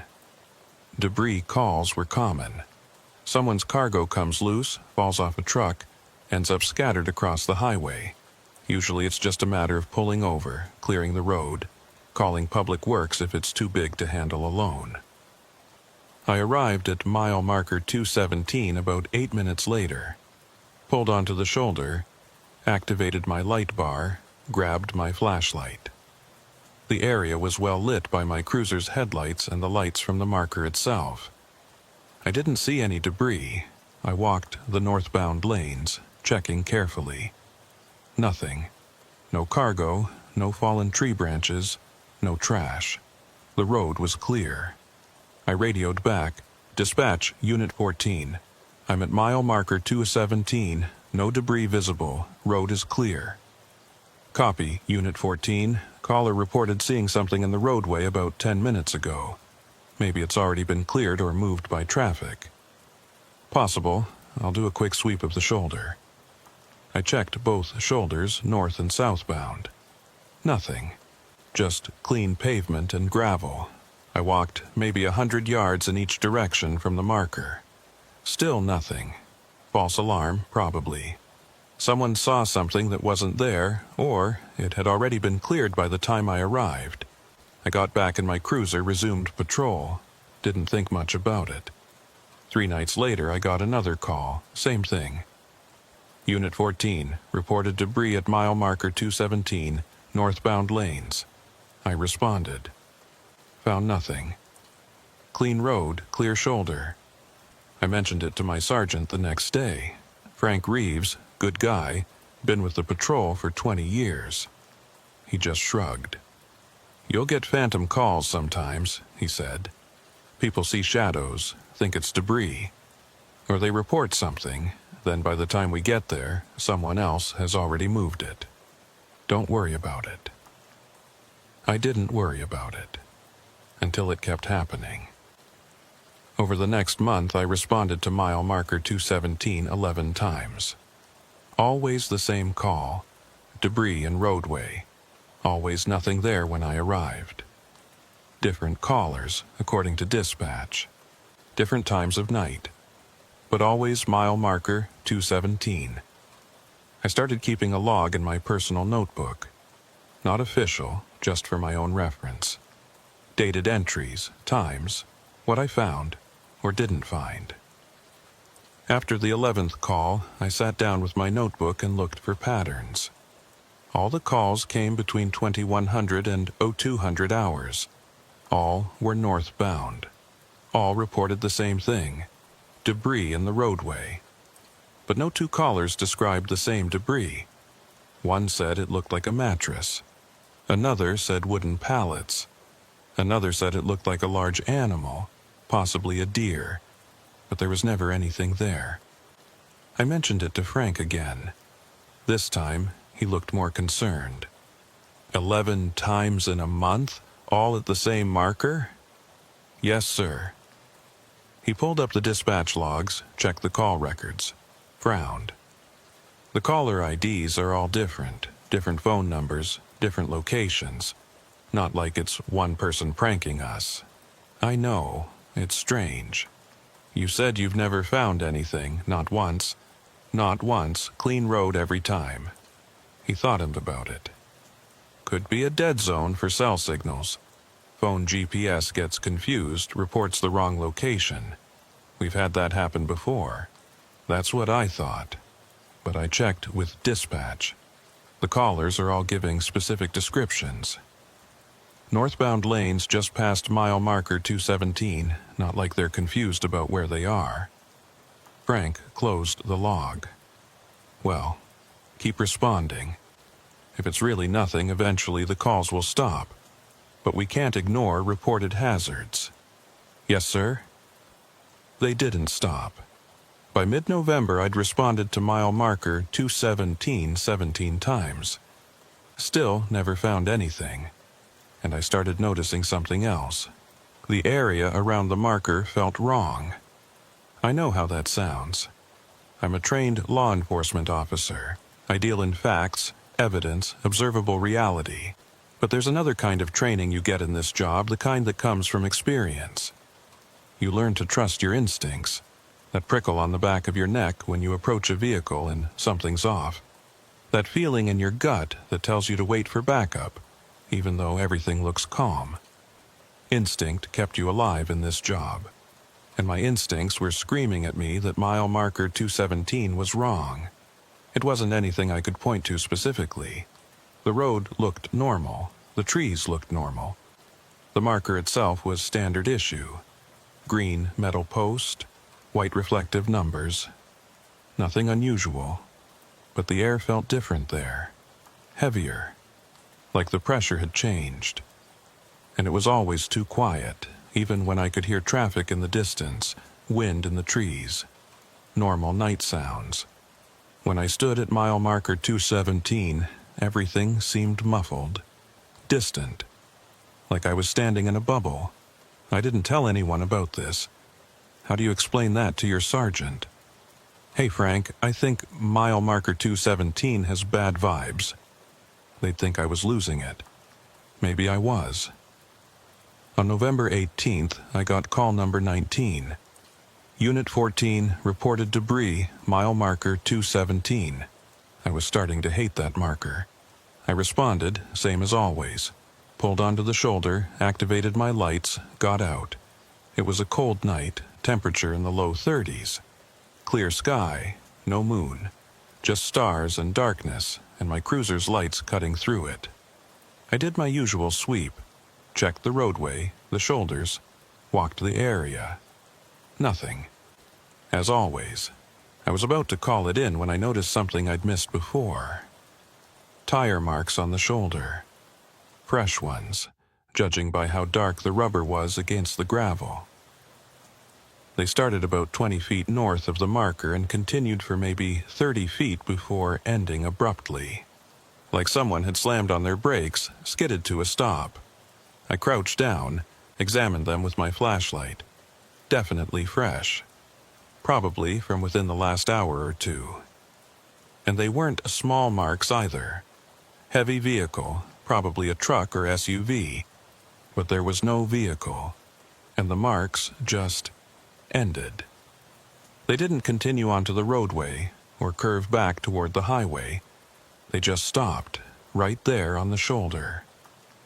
I stood up, feeling that wrongness intensify.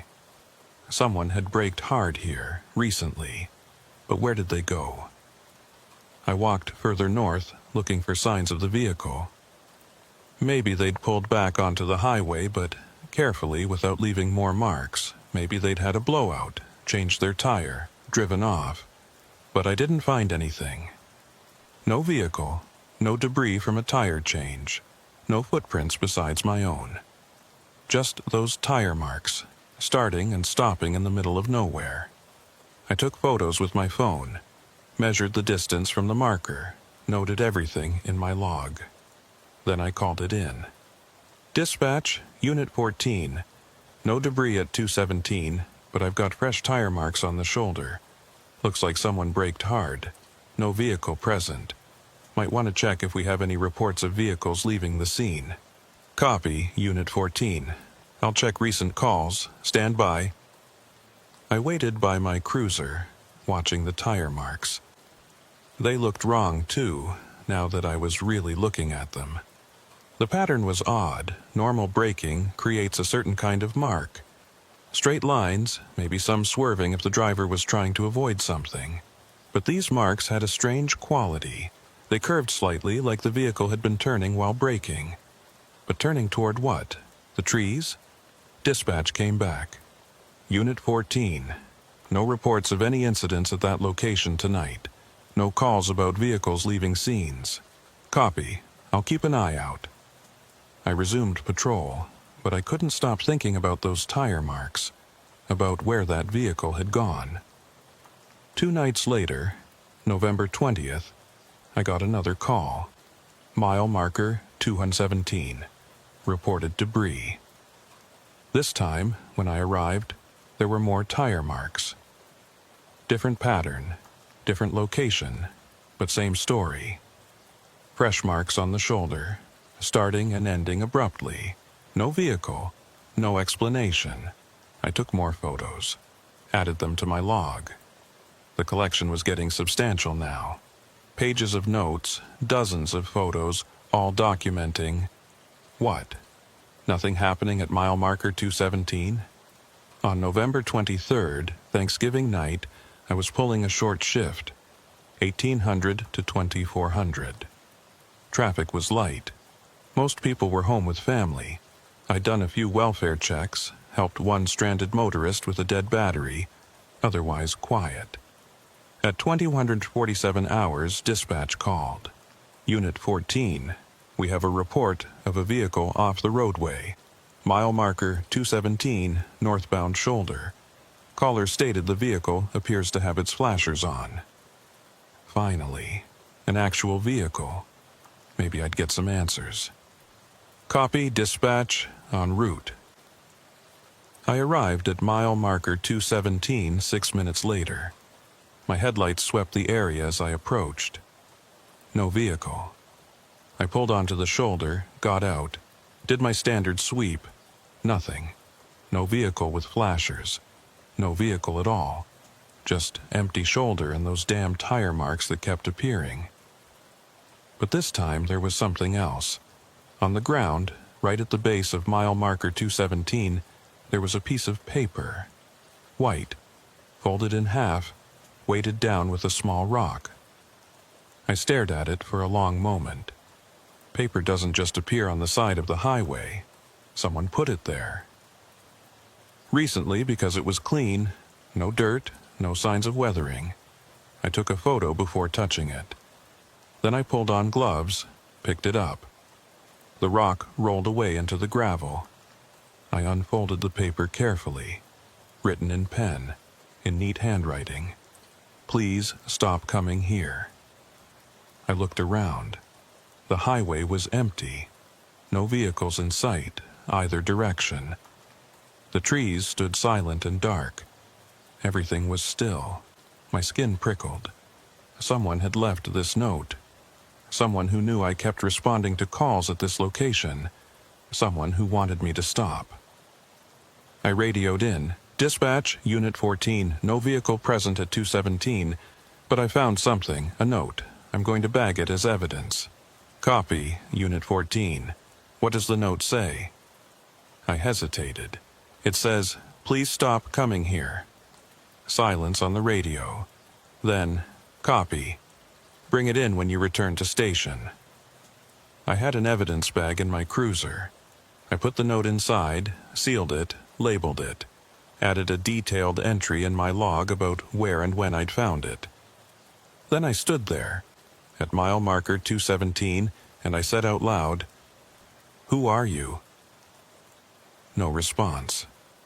Just silence and darkness, and that heavy, wrong feeling in the air. I got back in my cruiser and sat there for a minute, thinking. Someone was messing with me. Had to be. Calling in false reports, leaving notes, creating tire marks somehow. But why? What was the point? And how were they doing it? The calls came from different numbers. The tire marks appeared when no one was around. The note had been placed there within the last few hours. I'd checked this exact spot earlier in my shift, and it hadn't been there. Unless I'd missed it. Possible.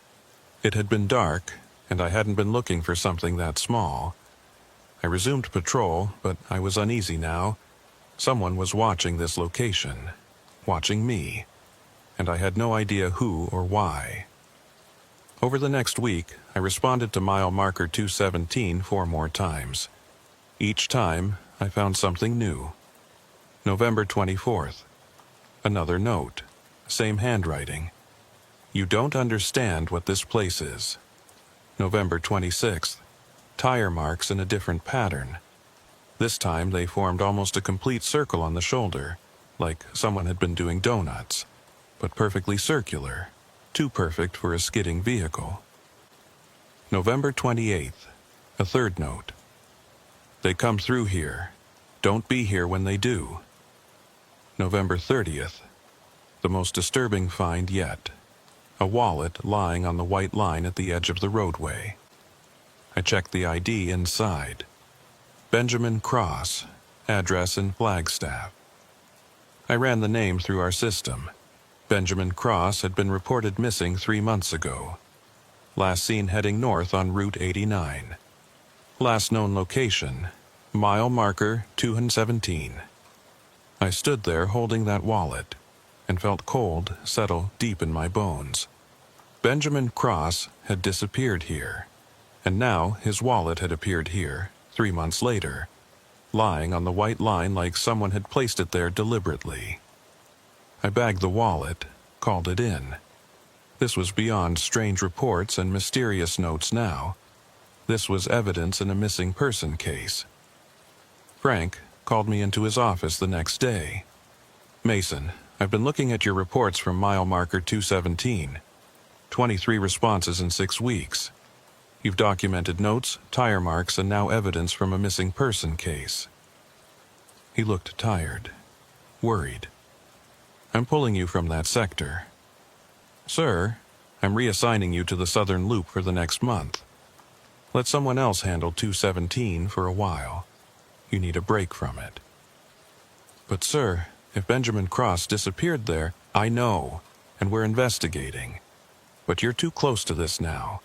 You're seeing patterns everywhere, finding significance in things that might just be coincidence." He held up his hand before I could protest. "I'm not saying you're wrong. I'm saying you need distance. Fresh eyes. Let Rodriguez take that sector for a while." Rodriguez was another trooper, younger than me, relatively new. "Yes, sir." "Good. Take a few days off first. Come back Monday. You'll start the Southern Loop." I took the days off, spent them at home, trying not to think about mile marker 217, trying not to wonder what Rodriguez would find there. He found nothing.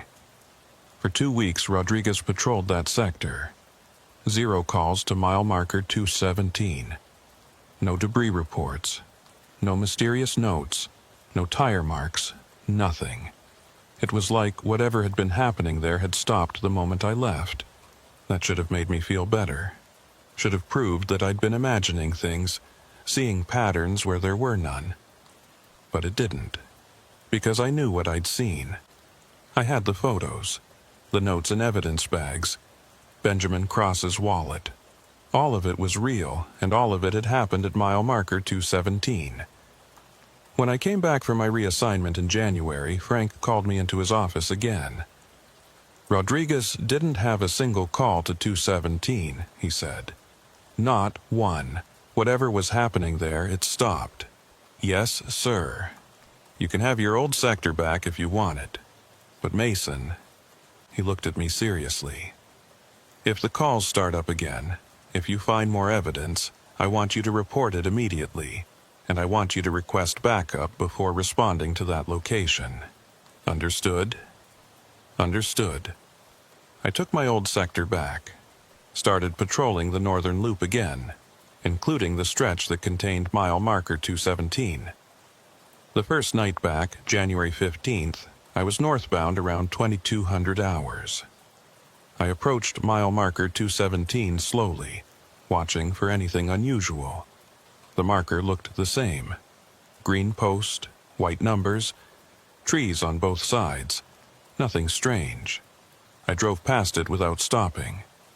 Continued my patrol. Everything seemed normal. At 2247 hours, my radio crackled. Unit 14 reported debris at mile marker 217, northbound lanes. I felt my chest tighten. Copy. Dispatch. En route. When I arrived, the shoulder was empty. No debris, no tire marks, no notes. But there was something else. Something I'd never seen before. Standing at the tree line, maybe 40 feet from the marker, was a figure. I hit my spotlight, aimed it at the trees. The figure was still there. Human-shaped, but I couldn't make out details. Just a silhouette, standing motionless among the pines. "State Police," I called out, hand on my weapon. "Step forward where I can see you." The figure didn't move. I called again, no response. I radioed for backup, kept my spotlight on the figure. It didn't move. Didn't react to the light or my voice. Just stood there, watching. Deputy Coleman from the county sheriff arrived 12 minutes later. I briefed him quickly, pointed to where the figure was standing. He looked, frowned. "I don't see anyone." "What? They're right there, in the trees." He looked again, squinting. "Mason, there's no one there, just trees." I looked back at the tree line. The figure was gone. We searched the area together, found nothing. No footprints, no signs anyone had been there. Coleman gave me a concerned look. "You sure you saw someone?" "I saw someone." He didn't argue, but I could tell he didn't believe me. After he left, I stood at mile marker 217 alone, shining my flashlight into the trees. Nothing. Just darkness and pines and that heavy, wrong feeling. I got back in my cruiser and wrote up my report. Documented everything. The call, the figure, the fact that Coleman hadn't seen it. And at the bottom of the page, I wrote something I'd been avoiding for weeks. There is something wrong with mile marker 217. After that night, I started researching. It wasn't official investigation. I was a patrol trooper, not a detective. But I had access to databases, archives, old incident reports, and I had questions that needed answers. I started with Benjamin Cross. Missing person report filed September 2nd, 2023. Last seen at a gas station in Prescott, heading north on Route 89. His truck had been found abandoned at mile marker 217. Keys in the ignition, wallet missing, no signs of foul play. The case was still open, but there were no leads. I dug deeper.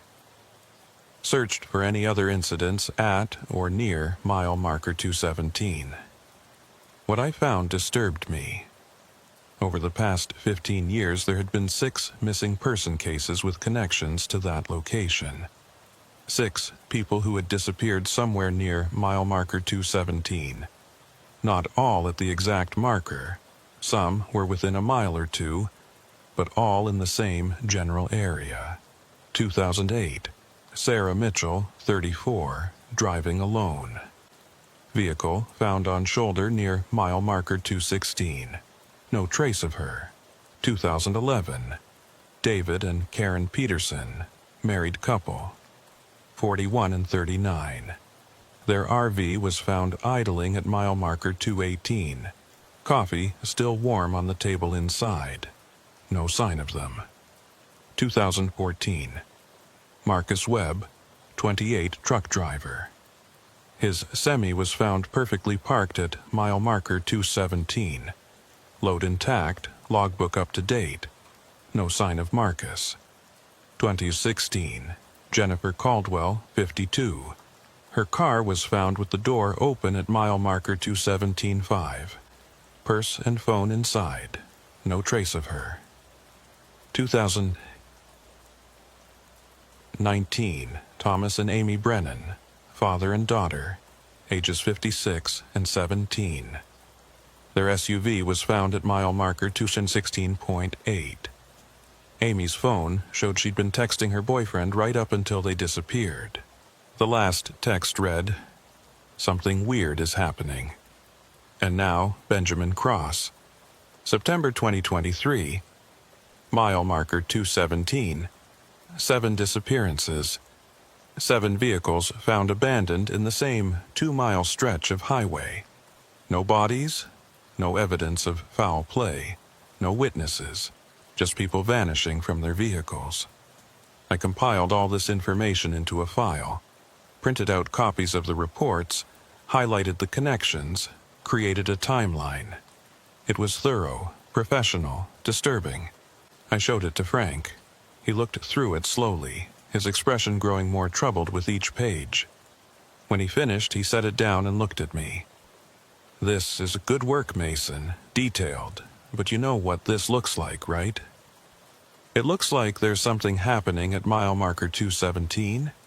It looks like a series of unrelated disappearances spread across 15 years in a 2-mile stretch of highway.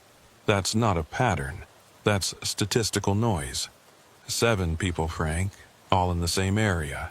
Route 89 is 170 miles long.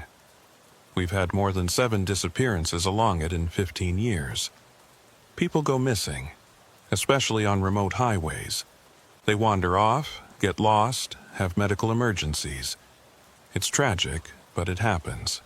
Their vehicles were all found abandoned. No signs of struggle. No evidence they walked away. Just gone." Frank sighed. "I hear you, and I'm not dismissing this. But what do you want me to do? Close down mile marker 217? Declare it haunted? I want permission to investigate. Properly. Set up surveillance, monitor the area, figure out what's happening there.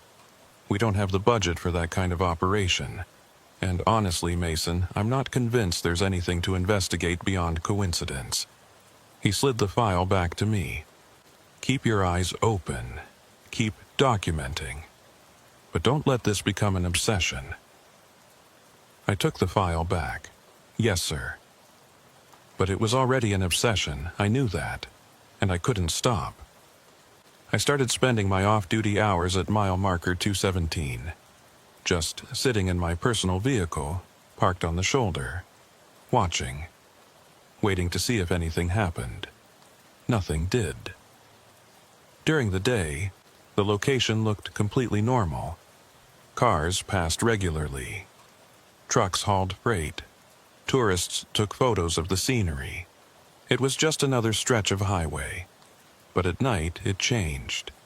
That heavy feeling came back. The silence. The sense that something was wrong with the space itself. I started bringing a notebook, documenting everything I observed. February 3rd, 2024, 21:30 to 23:30 hours. 14 vehicles passed northbound. 11 vehicles passed southbound. Temperature, 28 degrees. No unusual activity. Same heavy feeling. Checked multiple times if my ears were clogged. They weren't. At approximately 22:45, felt sudden temperature drop. Checked thermometer. Still 28 degrees. But felt much colder for approximately 3 minutes. February 5th, 21:30, 0100 hours, 8 vehicles northbound. 6 vehicles southbound. Temperature, 31 degrees. At approximately 23:18, heard sound like wind chimes. No wind, no source identified. At approximately 0047, saw brief flash of light in trees. Too quick for lightning. No storm. February 8th, 2200-2400 hours. 11 vehicles northbound. 9 vehicles southbound. Temperature 29 centigrade. At approximately 2233, the number 217 on the marker appeared to flicker? Possibly reflection from passing vehicle. Checked when next vehicle passed, no similar effect. Saw the figure again. Approximately 2341 hours, same location as before in the tree line. Present for approximately 4 minutes, then gone, too dark to make out features. My girlfriend Rachel started getting worried about me. "You're spending every night out there," she said. "It's not healthy, Mason. You're obsessing." "I'm investigating." "You're sitting alone in the dark, staring at a mile marker." "That's not investigating. That's—" She didn't finish. "It's what?" "It's scaring me. You're not sleeping. You're barely eating. All you talk about is this place. It's like you're being pulled into something." She wasn't wrong. I could feel it. The pull. The compulsion to return to mile marker 217. To understand what was happening there. "I just need to figure this out," I said. "Why? Why does it have to be you?" I didn't have a good answer for that. On February 12th, I was on duty, northbound patrol, when I got the call I'd been dreading and expecting in equal measure. "Unit 14, we have a reported vehicle off roadway, mile marker 217. Caller states vehicle appears abandoned, driver's door open." My heart rate spiked. "Copy, dispatch, en route." I arrived within 4 minutes. My headlights swept the shoulder. There was a vehicle, a sedan, dark blue, parked on the shoulder. Driver's door open. Headlights on. I pulled in behind it, activated my light bar. Ran the plates before approaching.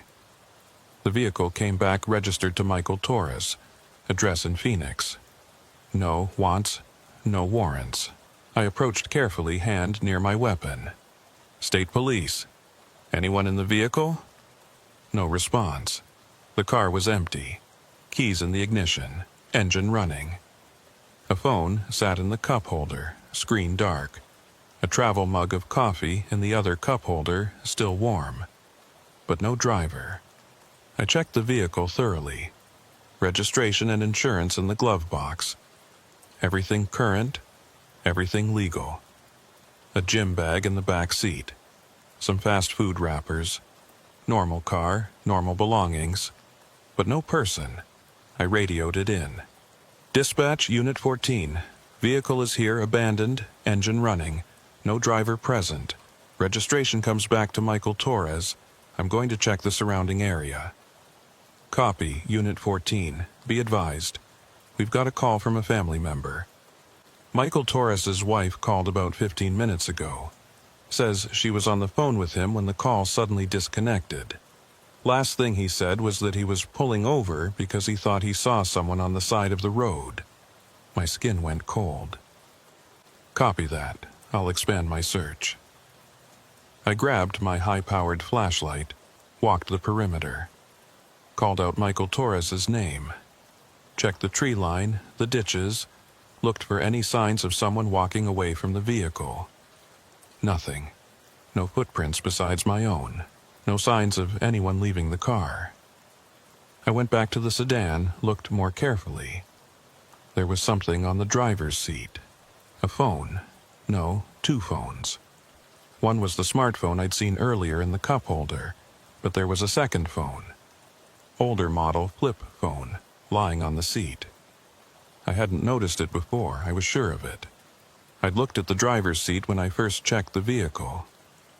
There had been nothing there. I pulled on gloves, picked up the flip phone, opened it. The screen lit up. There was one text message sent about 5 minutes ago from a number with no name attached. The message read, "He walked to the marker. He's gone now. Stop looking." I stared at the message, felt my hands start to shake. Someone had put this phone here, while I was searching the area, while I was 20 feet away looking for Michael Torres. Someone had walked up to his vehicle, placed this phone on the seat, and walked away, without me seeing or hearing them. I looked around. The highway was empty. No vehicles passing. No movement in the trees. No sound except the idle of Torres's engine and the soft ping of my light bar. I took photos of the phone, the message, everything. Then I called for backup, called for a detective, called for everyone. While I waited, I walked to mile marker 217. The green post stood silent in my flashlight beam. I shined the light all around it, looking for what? Evidence? A clue? I found something. On the ground, right at the base of the marker, there were marks in the dirt. Scrape marks, like someone had been dragging their feet. The marks led from the road to the marker, then stopped. They didn't continue past the marker. They just ended. Like whoever made them had ceased to exist right there. Detective Carla Morrison arrived about 20 minutes later. She was good, thorough, professional, skeptical in a healthy way. I gave her my report, showed her the phone, the message, the marks in the dirt. She documented everything, took her own photos. Then she looked at me. "You're the trooper who's been investigating this location, right? The one with the file on all the disappearances?" "Yes, ma'am." "Tell me about that." I did. Told her about the 7 disappearances, the pattern, the calls, the notes, everything. She listened without interrupting. When I finished, she was quiet for a moment. "That's concerning," she finally said. "I'm going to need to see your file, all of it, and I'm going to need you to walk me through every incident you've documented here." We spent the next 3 hours at mile marker 217. I showed her where I'd found the notes, where the tire marks had appeared, where I'd seen the figure in the trees. She photographed everything, took measurements, made notes, very thorough. Finally, as the sky was starting to lighten with approaching dawn, she turned to me. "I believe you," she said. "Something's happening here. I don't know what, but this is beyond coincidence. I'm opening an official investigation." Relief flooded through me. Someone believed me. Someone was taking this seriously. Thank you. Don't thank me yet. An investigation means scrutiny, media attention, questions about why this wasn't investigated sooner. It's going to get complicated. She paused. "And Mason, until we figure out what's happening here, I want you to avoid this location when you're off duty. No more surveillance. No more sitting here at night. If someone or something is targeting people at this marker, I don't want you to become the next victim." "Yes, ma'am." But I knew I wouldn't be able to stay away. Not completely. This place had its hooks in me now. Detective Morrison's investigation moved quickly. She compiled all the missing person cases, interviewed families, examined the vehicles that had been found. She requested helicopter surveys of the surrounding area, brought in search and rescue teams, deployed cadaver dogs. They found nothing. No bodies, no evidence, no answers. The media got hold of the story. Mysterious disappearances along Route 89 made the local news. Then the state news. Then a national true crime podcast picked it up. Suddenly, mile marker 217 was famous. People started showing up. Ghost hunters, true crime enthusiasts, curious tourists who wanted to see the cursed mile marker. The department had to assign extra patrols just to keep people from trespassing and interfering with the investigation. And then the copycat incident started. February 28th. Someone left a mannequin in a car at mile marker 217, staged to look like an abandoned vehicle. Took us 2 hours to determine it wasn't real. March 3rd. A group of teenagers were caught trying to fake tire marks and place mysterious notes around the marker. YouTube prank, they said. March 7th, someone spray-painted "They're still here" on the marker itself. We had to clean it off, install a security camera. The investigation was being drowned in noise. Real evidence was getting mixed with fake incidents. Detective Morrison was frustrated. "We need to shut this location down," she said at a meeting with the department brass. "Close the road, at least temporarily, until we can complete our investigation without interference." They wouldn't do it. Couldn't, really. Route 89 was a major thoroughfare. Closing it would reroute traffic, impact commerce, cause massive headaches. Instead, they installed more cameras, put up signs warning against trespassing, increased patrols, but they couldn't stop the disappearances. On March 15th, a woman named Patricia Owens vanished from mile marker 217. Her car was found with the engine running, door open, phone on the seat. Same as all the others. 8 people now. 8 people gone from the same location, and we were no closer to understanding why. I was at home when I got the call about Patricia Owens. Off duty, trying to sleep after a long shift. Rachel answered my phone, then handed it to me with a worried look. "Mason, this is Detective Morrison. Patricia Owens disappeared from mile marker 217 about an hour ago. I'm at the scene now. I need you to come in." "I'm off duty, I know. But you know this location better than anyone. I need your expertise." I drove out there, arrived just before dawn. The scene was chaos. Patrol units, detective vehicles, crime scene techs, the whole apparatus. Morrison pulled me aside. "Same M.O. as all the others. But this time we have something new." She led me to Patricia Owens' vehicle, pointed to the dashboard.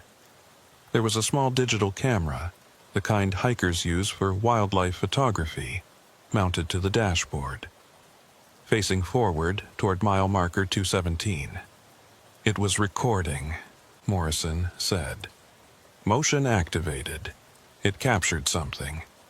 She showed me the footage on her laptop. The timestamp showed it had been recording for about 3 minutes before the motion stopped triggering it. The video showed the view from Patricia's dashboard. Mile marker 217 was visible in the headlights. The road was empty. Everything looked normal. Then, at the 147 mark, something changed. The marker flickered.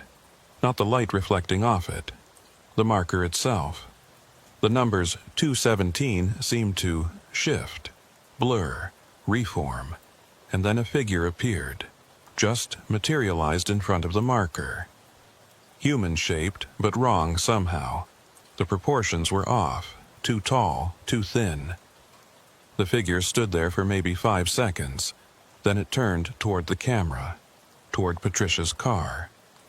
And it started walking. The footage showed it getting closer. Closer.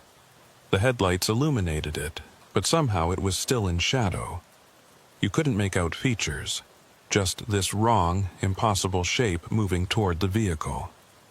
At the 234 mark, you could hear Patricia's voice. "What the hell? What are you?" The figure reached the car. The camera angle showed it stopping at the driver's side door. Then Patricia's voice again, different now. Terrified. No, please, I don't want to." The footage cut off. Morrison and I stared at the frozen final frame. The figure standing next to the car. The timestamp, 0317 hours. "We checked the time," Morrison said quietly. "The motion stopped triggering the camera at 0317, exactly the moment the footage ends. But the camera was still recording. It kept going for another 10 minutes. Want to see?" I didn't want to, but I nodded. She played the rest of the footage. 10 minutes of nothing. Just the empty road. The marker. No figure, no movement. And then, at the very end, right before the battery died, something appeared in frame. not the figure. Something else. The marker itself seemed to open. That's the only way I can describe it. The space around it warped, folded, like reality was tearing. And in that tear, I could see movement, shapes, things that might have been human or might have been something else. The tear existed for exactly 3 seconds. Then it closed. And mile marker 217 looked normal again. Morrison stopped the video. We sat in silence. Finally, I said, "What the hell is that place?" "I don't know, but we can't show this footage to anyone. Not yet. Can you imagine what would happen? The panic? The conspiracy theories? People need to know. People need to stay away from here." "I agree, but this..." She gestured at the laptop. "This looks like something out of a science fiction movie. No one will believe it. They'll say it's edited, faked. And even if they did believe it, what would we tell them?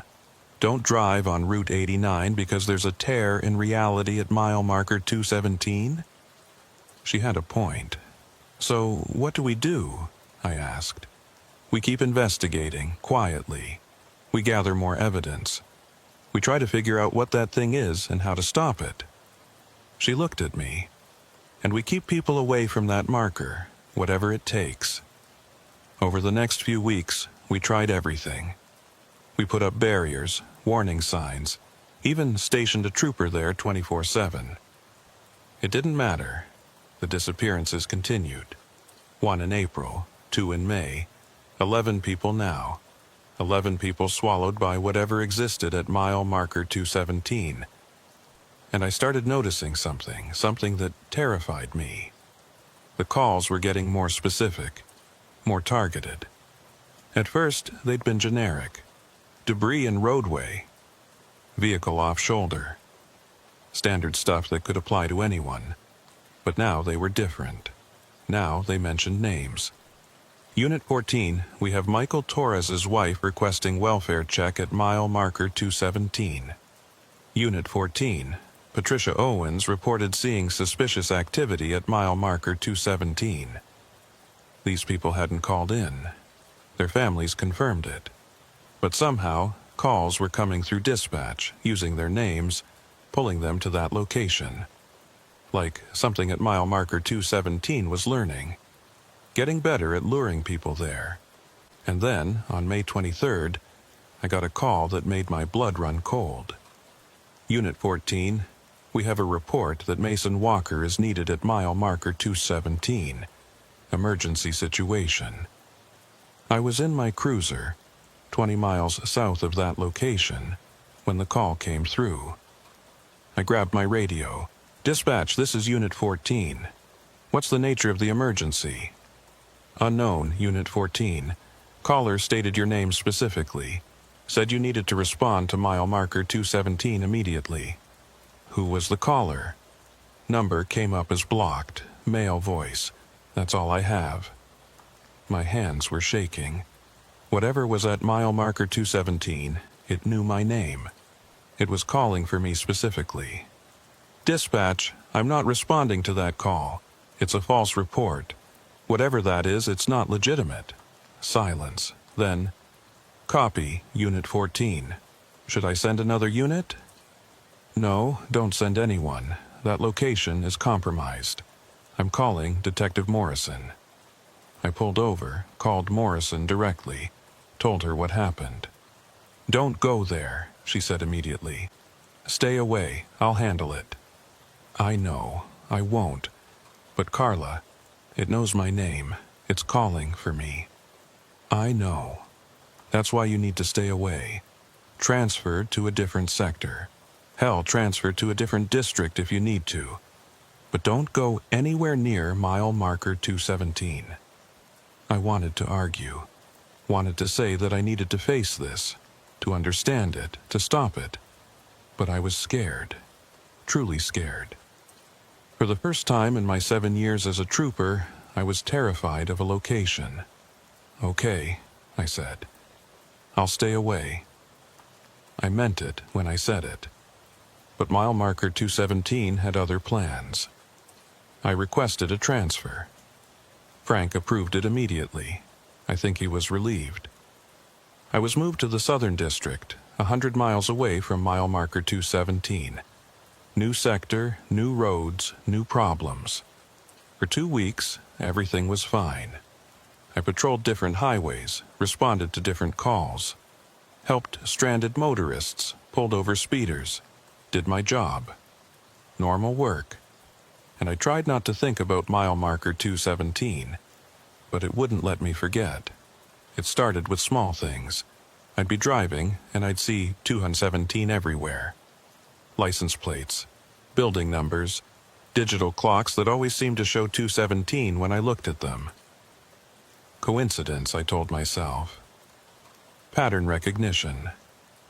Your brain looking for something it's been focused on. Then the dream started. I'd dream about the marker, standing there in the dark, watching that figure emerge from the trees. It would walk toward me, and I'd try to run, but my feet wouldn't move, and as it got closer, I'd see something behind it. A tear in the air, like the one from Patricia Owen's camera footage. And through that tear, I could see other people, all the missing people, standing there watching me, waiting. I'd wake up sweating, heart pounding. Rachel would try to comfort me, but she was getting scared too. "Maybe you should see someone," she suggested. "A therapist. This is traumatic, Mason. You're dealing with a lot." "I'm fine." "You're not fine. You're having nightmares. You barely sleep. You're still obsessing over this." "I'm not obsessing. I can't stop thinking about it. That's what obsessing is." She wasn't wrong, but I didn't know how to stop. Mile marker 217 had gotten inside my head, and I couldn't get it out. On June 6th, I was on patrol in my new sector, about 100 miles south of my old route. It was a quiet night. I'd been on shift for about 3 hours, hadn't had any calls yet. At 22:17 hours, 217 I noticed, my radio crackled. "Unit 14, we need you to respond to mile marker 217, northbound Route 89. We have a situation." I grabbed the radio. "Dispatch, I'm in the Southern District now. I'm not assigned to that area. You'll need to send someone else. Unit 14, the situation specifically requests you. We need you to respond." "Dispatch, I can't respond. I'm 100 miles away. It would take me over an hour to get there. Send someone from the Northern District." Static. Then a different voice. Not the dispatcher, a male voice, calm, cold. "Mason, we've been waiting for you. Come to mile marker 217. My skin went cold. "Who is this?" "Come home, Mason. Come back to where you belong." The radio cut out. I tried to call back. Dead air. I called dispatch directly on my cell phone. The dispatcher, Jennifer, I knew her voice, answered immediately. "Mason, what's going on? Your radio okay? Did you just call me? Ask me to respond to mile marker 217? What? No. I haven't called you in over an hour. Your sector's been quiet tonight." Someone just used the dispatch channel, called me by name, told me to go to mile marker 217. Silence. Then, "Mason, that's impossible. I'm the only one on dispatch right now. I didn't make that call. But I heard it, clear as day. Let me check the logs." I heard keyboard clicking. "No record of any transmission on your frequency in the last 90 minutes. Mason, are you okay?" Was I? I was hearing voices on my radio that weren't there, seeing numbers that haunted me, dreaming about tears and reality. "I don't know," I said honestly. "Why don't you come in? End your shift early. You sound stressed." Yeah, okay, I'm heading in." I drove back to the station, parked my cruiser, sat there in the lot, trying to calm down. My phone buzzed. Text message from an unknown number. "You can't run from this, Mason. We're connected now. You and mile marker 217, You'll come back eventually. They always do. I stared at the message, felt my hands start to shake again. I blocked the number, deleted the message, went inside. Frank was still there, working late. He saw me come in, saw my expression. "Mason, what's wrong?" I told him. All of it. The voices on the radio, the text message, the dreams, everything. He listened, his expression growing more concerned. When I finished, he was quiet for a long moment. "Mason, I'm going to be straight with you. This sounds like you're having a breakdown. The stress, the obsession with that location, now you're hearing voices and getting mysterious texts. I think you need to take some time off, get help." "I'm not crazy, Frank. Something is happening." "I didn't say you were crazy. I said you need help. There's a difference." He pulled out a form. "Medical leave, 2 weeks, paid. See a therapist, get some rest. Come back when you're ready." "Frank, that's not a request, Mason. That's an order. You're on leave effective immediately. Turn in your service weapon and your badge." I felt like I'd been punched. But he was right. I knew he was right. I was falling apart. I turned in my weapon and badge, went home, told Rachel what happened. She held me while I cried. "It's okay," she said. "We'll get through this. You're going to be okay." But I wasn't sure I believed her. I spent the next few days in a fog. Barely left the house. Rachel made appointments with a therapist for me. Dr. Sarah Chen, specialist in trauma and PTSD. I went to the first session, told her about mile marker 217, about the disappearances, the investigation, the transfer, the voices. She listened without judgment. "It sounds like you've been through something very traumatic. 11 people disappearing from a location you were assigned to patrol. That's an enormous burden to carry. It's not about the burden. It's about the fact that something is happening there, something real, something dangerous. I believe that you believe that. And maybe something is happening there. But Mason, the voices you're hearing, the texts from unknown numbers, the obsessive thoughts, those are symptoms of trauma. Your brain is trying to process something it can't fully understand, and it's manifesting in these ways. So you think I'm imagining it. I think you're experiencing real psychological distress, and I think you need to focus on healing, not on solving this mystery." I went to 3 more sessions. Dr. Chen was kind, professional, genuinely trying to help. But she didn't understand. She couldn't. She hadn't been there, hadn't seen the footage, hadn't felt the wrongness of that place. On June 15th, my phone rang at 2:17 a.m. I was awake. I was always awake at 2:17 a.m. now, like my body had been programmed to wake up at that exact time. Unknown number. I almost didn't answer, but something made me pick up. "Mason Walker?" A woman's voice, scared, breathless. "Yes, who is this?" "My name is Heather Cross. Benjamin Cross was my husband. He disappeared at mile marker 217 last year." I sat up in bed. I remember. I found his wallet there. "I need to talk to you, in person. I've been researching, and I found something.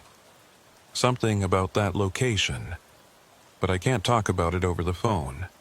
Mrs. Cross, I'm on medical leave. I'm not investigating this anymore. Please. You're the only one who might believe me. Everyone else thinks I'm crazy, but I know my husband is still alive, and I know where he is." Despite myself, I was interested. "Where?" "Mile marker 217. He's still there. They're all still there, but they're not here. They're somewhere else, somewhere that exists in the same space but not the same reality." She sounded like she was crying. "I know how that sounds, but I have evidence. Please, just meet with me." I thought about it. Dr. Chen would tell me this was a bad idea. Rachel would tell me to stay away. Frank would probably threaten to make my medical leave permanent.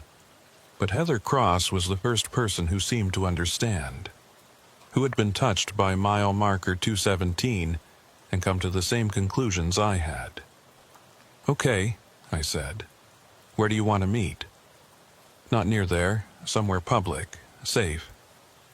"Do you know the diner on Highway 40, about 50 miles south of your station?" "I know it." "Tomorrow, 2 p.m. I'll bring everything I found." She hung up before I could respond. I didn't sleep the rest of that night, just lay there thinking. Rachel stirred next to me around 5 a.m. "Who called?" she asked sleepily. "Wrong number." I hated lying to her, but I knew she'd try to stop me if I told the truth.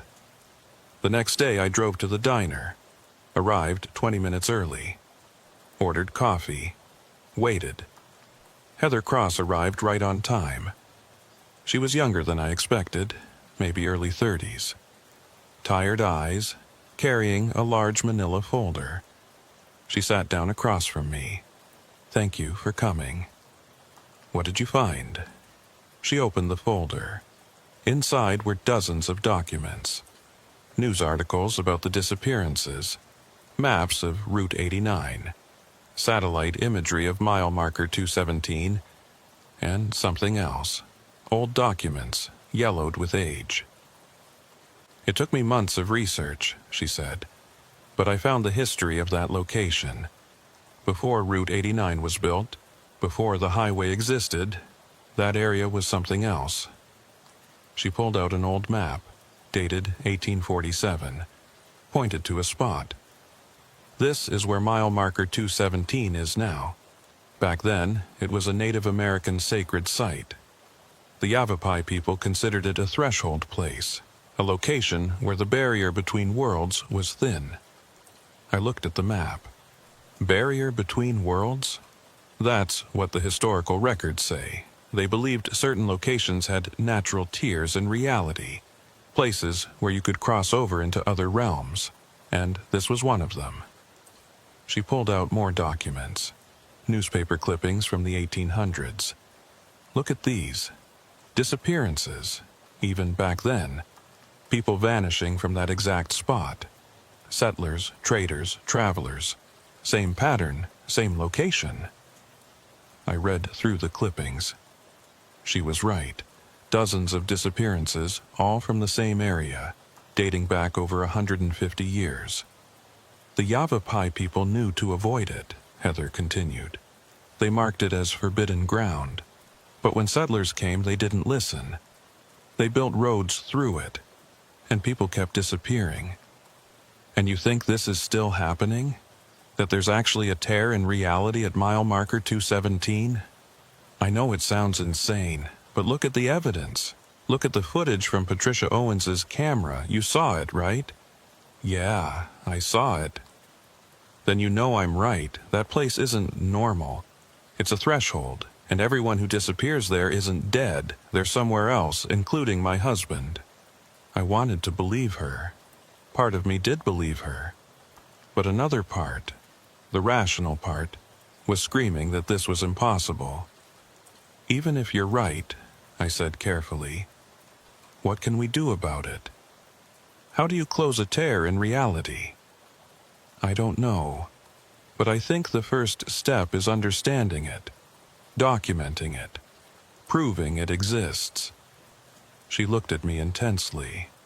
"I need to go there, to mile marker 217, and I need someone who understands, someone who's experienced it.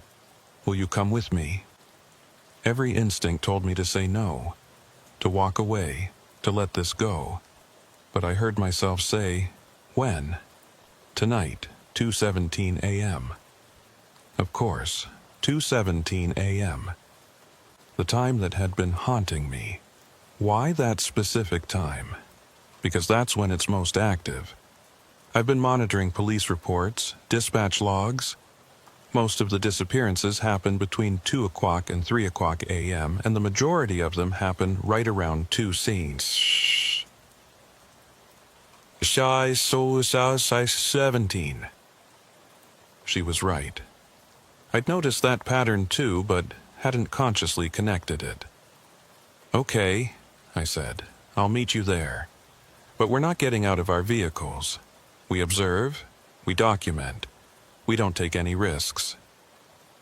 She agreed. We made a plan. I'd come in my personal vehicle. She'd be in hers. We'd park on the shoulder with our hazards on, windows up, doors locked. Just watch, see what happened. It was a terrible idea. I knew it was. But I couldn't stop myself. I went home, told Rachel I was going to drive around for a while, clear my head. She believed me, or pretended to. At 1:45 a.m., I got in my truck and headed north.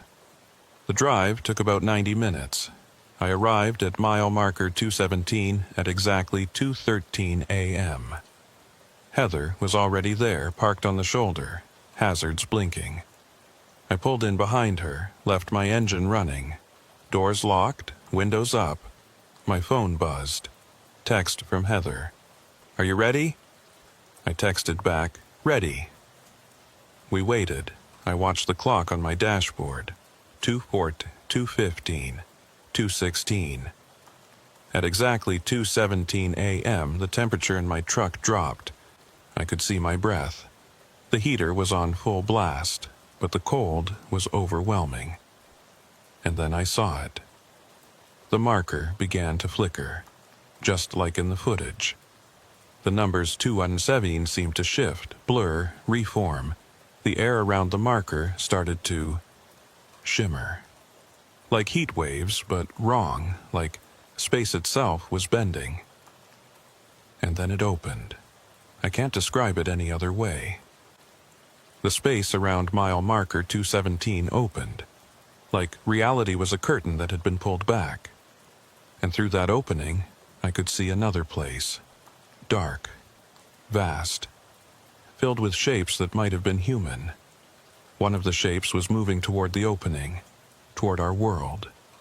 I grabbed my phone, started recording. My hands were shaking so badly I could barely hold it. The figure emerged, stepped through the tear. The same figure from Patricia's footage. Too tall, too thin, wrong. It stood there in front of the marker, looking around, looking for something, looking for us. My phone buzzed. Heather. "Don't move. Don't make a sound." I didn't need to be told twice. I sat frozen, watching this impossible thing standing 20 feet from my truck. It turned toward Heather's vehicle, started walking toward her. My phone buzzed again. "It's coming to me. If it touches my car, drive away. Don't stop, promise me." I texted back, "I promise." The figure reached Heather's car, placed one long-fingered hand against her driver's side window. The window cracked. Not broke, cracked like ice forming in fast forward. And then Heather's car began to sink. Not into the ground, into something else. The space around it warped, folded, and her vehicle was being pulled into it. I saw Heather's face in the window. She was screaming. I didn't drive away. I couldn't. I threw my truck into drive, hit the gas, aimed straight for the figure. My truck passed right through it, like it wasn't solid, like it was made of smoke. I skidded to a stop, spun around. Heather's car was half gone now, being dragged into that impossible space behind the marker. And then, at exactly 2:20 a.m., the tear closed. The shimmer stopped. The marker looked normal again. Heather's car was gone. Just gone. Like it had never been there. I sat in my truck, shaking, barely able to breathe. Grabbed my phone, dialed 911. 911, what's your emergency? I'm at mile marker 217 on Route 89. A woman just disappeared. I witnessed it. I need police. Sir, can you repeat your location? Mile marker 217, Route 89. A woman's car just vanished. Sir, stay calm. Are you injured? No, I'm not injured. I stopped, looked around. The tire marks from Heather's car were gone. The shoulder where she'd been parked looked undisturbed, like no vehicle had ever been there. "Sir, are you still there?" "Yes, I think I made a mistake." False alarm. I hung up, sat there, staring at the empty shoulder. I had video, I'd recorded it, I had proof. I pulled up the video on my phone, hit play. The footage showed my dashboard. The view through my windshield. Mile marker 217, illuminated by my headlights. Nothing else.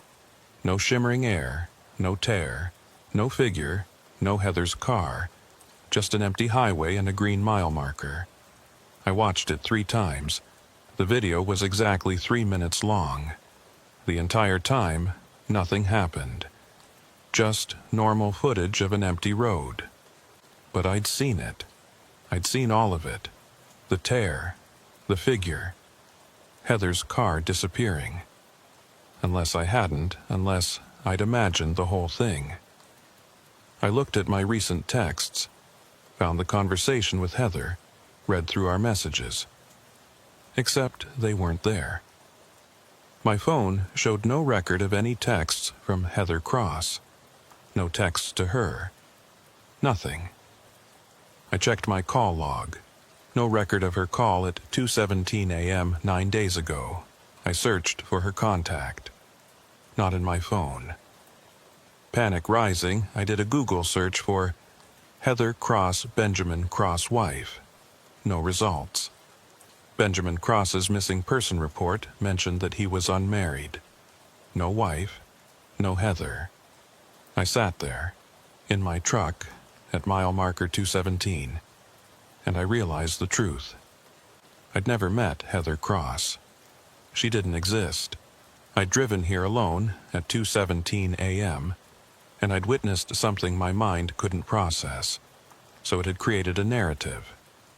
Given me a companion, made it feel less insane.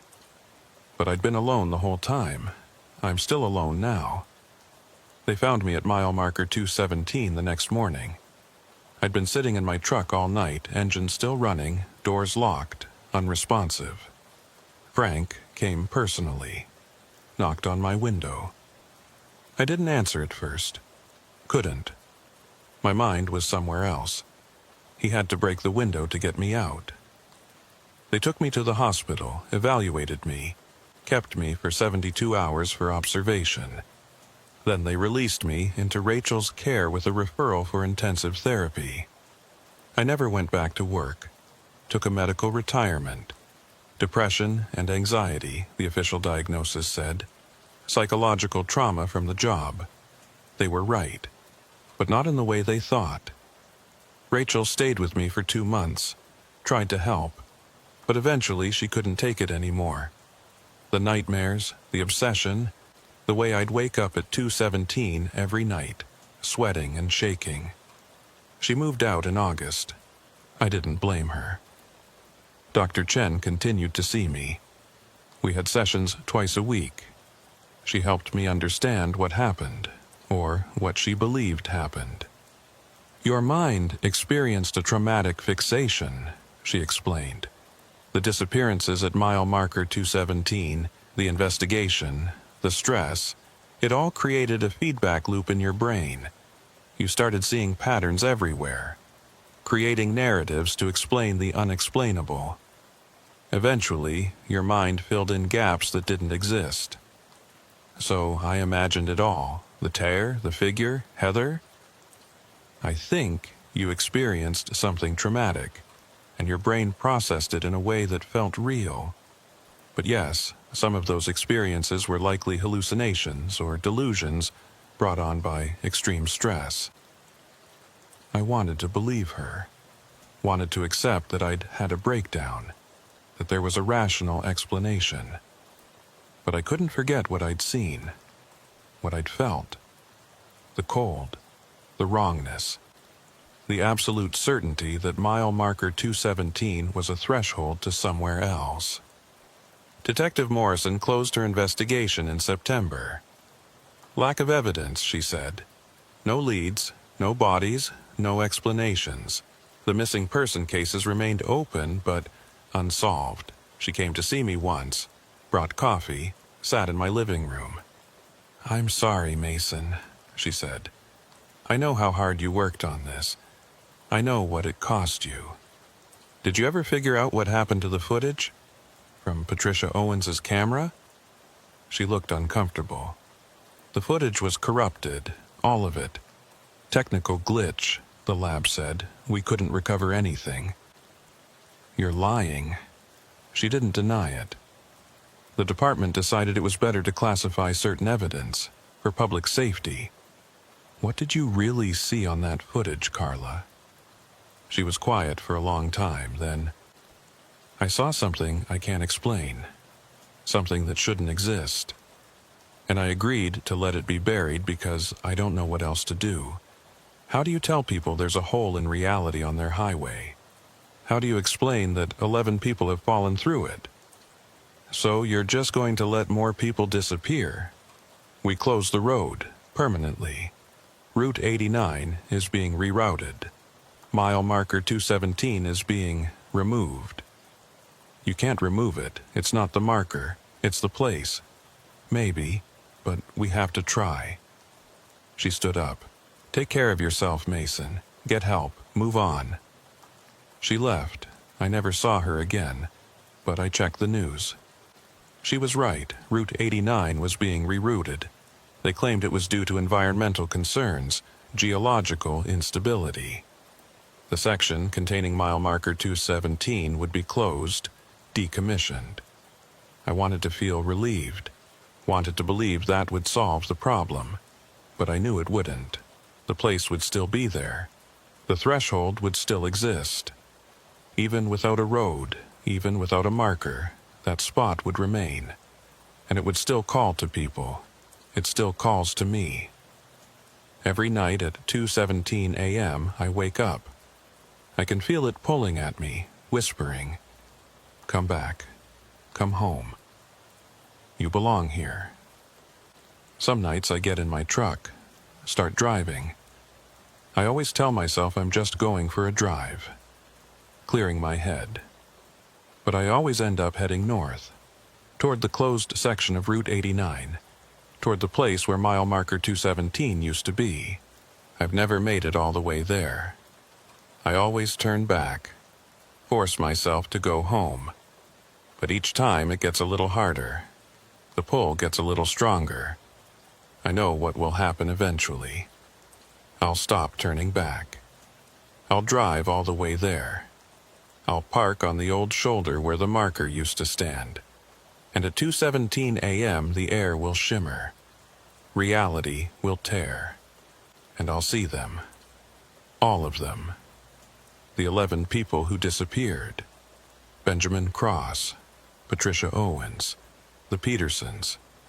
All of them standing on the other side of that threshold, waiting for me to join them. Because that's what mile marker 217 does. It finds people who are connected to it, who have been touched by it. And it doesn't let go. I thought I was investigating disappearances, thought I was trying to solve a mystery. But I was wrong. The mystery was solving me, finding my weaknesses, learning my patterns, preparing me. And now I'm ready. Or maybe I'm not ready. Maybe I'll fight it forever. Wake up at 2:17 every night for the rest of my life feeling that pull, resisting it. Either way, I'm marked. Changed. Part of me is already there on the other side of that threshold, just waiting for the rest to follow. Dr. Chen asks me in our sessions if I still think about mile marker 217. I tell her no. Tell her I've moved on. She seems pleased with my progress. But I'm lying. I think about it constantly, dream about it, feel it in my bones. Last week, I drove past the closed section. The barriers were up, road closed signs posted. But I parked at a distance, walked through the trees to where mile marker 217 used to be. The marker was gone, removed. just an empty spot on the side of what used to be a highway. But I could still feel it, that wrongness, that heaviness in the air. The threshold was still there, still active, and I could hear them, faint, distant, but clear. Voices calling from somewhere else. They knew I was there. They were waiting for me. I walked back to my truck, drove away. But I left something there, a part of myself that I'll never get back. This morning, I got a text from an unknown number. Just 2 words. Soon, Mason. I didn't block it, didn't delete it, just stared at it. Because they're right, soon. Maybe tonight, maybe next week, maybe next year. But eventually, I'll drive back to that place. I'll stand where mile marker 217 used to be. I'll wait for 2:17 a.m. And when the air shimmers and reality tears open, I won't run, won't drive away. I'll step through, because that's where I belong now. On the other side of the threshold. With all the others who were touched by that place. Mile marker 217 doesn't exist anymore. Not officially, not on any map, but it's still there, still waiting, still calling. And someday soon, I'm going to answer.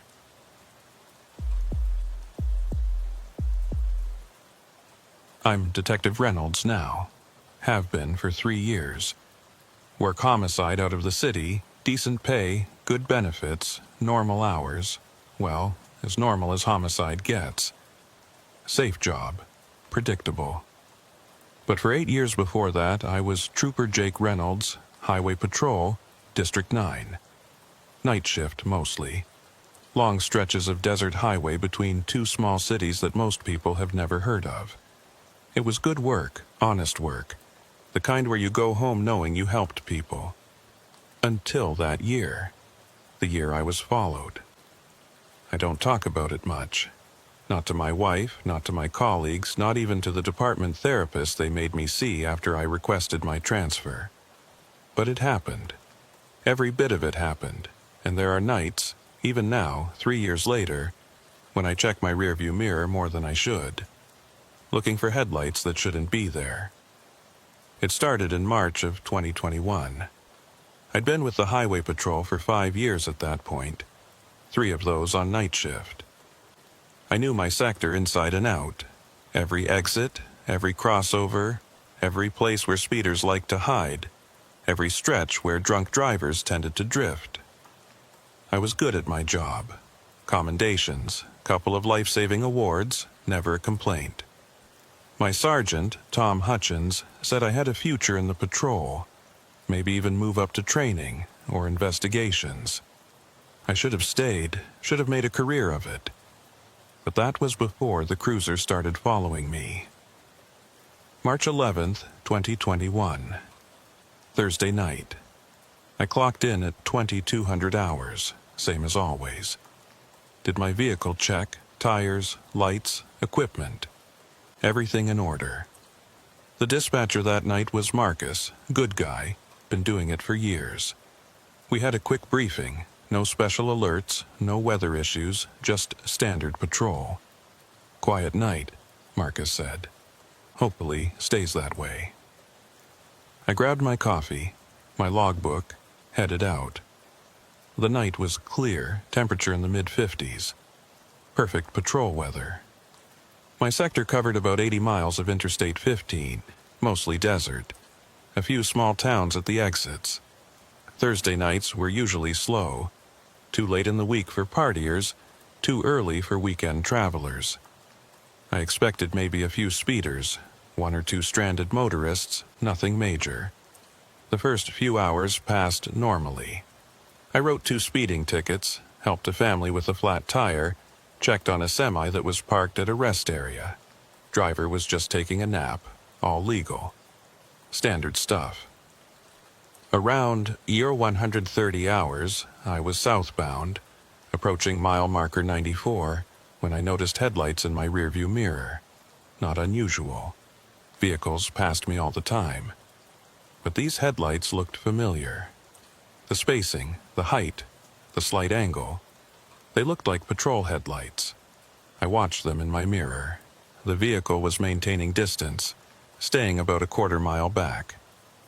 Same speed as me, 65 in a 65 zone. I radioed in, "Dispatch, Unit 97. Do we have any other units in my sector tonight?" "Negative, 97. You're solo in District 9. Closest unit is Baker, and he's up in District 10, about 40 miles north of you." "Copy, just checking." The headlights stayed behind me. I watched them for another minute, then decided to test something. I slowed down to 60. The headlights slowed down too, maintaining the same distance. I sped up to 70. The headlights matched my speed. Probably just someone who felt safer following a patrol car. Happens sometimes, especially with nervous drivers or people who were lost. They'd see my light bar and tail me for a while, figuring I knew where I was going. I decided to let them pass. Pulled into the right lane, slowed down to 60, watched my mirror. The headlights moved to the right lane too, slowed down, maintained distance. Okay, that was odd. If they wanted to pass, they should have moved to the left lane. But they didn't. They stayed behind me. I tried the radio again. "Dispatch, 97. I've got a vehicle following me southbound, approaching mile marker 92, maintaining constant distance. Might be lost. I'm going to pull over, see if they need assistance." "Copy, 97. I activated my turn signal, pulled onto the shoulder, came to a stop. The headlights behind me slowed. But instead of pulling over or passing, they just stopped, right there in the right lane, about 200 yards behind me. I could see the vehicle now in my spotlight. It was a patrol cruiser, same make and model as mine, same light bar configuration, same markings. But whose? I radioed again. "Dispatch, 97. The vehicle following me appears to be a highway patrol cruiser. Can you confirm no other units are in my area?" "Stand by, 97. I heard keyboard clicking. "Confirmed. No other units in District 9. Baker is still up north. Miller and Chang are both in District 11, west of you. No one should be in your sector." "Copy. I'm going to approach the vehicle." I got out of my cruiser, flashlight in hand. The other cruiser was still sitting there in the right lane, engine running, headlights on. No movement inside that I could see. I walked toward it slowly, hand near my service weapon. This wasn't protocol. You don't approach an unknown vehicle in the middle of a lane. But it was a patrol cruiser. One of ours. Had to be someone I knew. As I got closer, I could make out more details. The cruiser was identical to mine. Same year, same model. The unit number on the side was... I squinted, trying to read it in the darkness. 97, my unit number. I stopped walking, looked back at my cruiser parked on the shoulder. Unit 97. Looked back at the cruiser in front of me.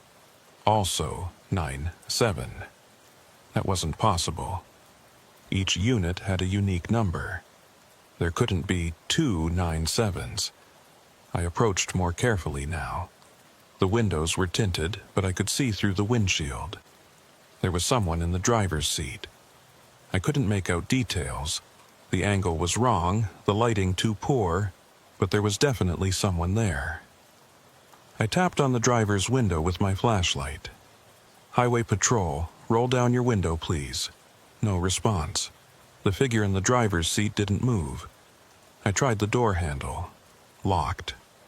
"Sir or ma'am, I need you to roll down your window. This is an official traffic stop."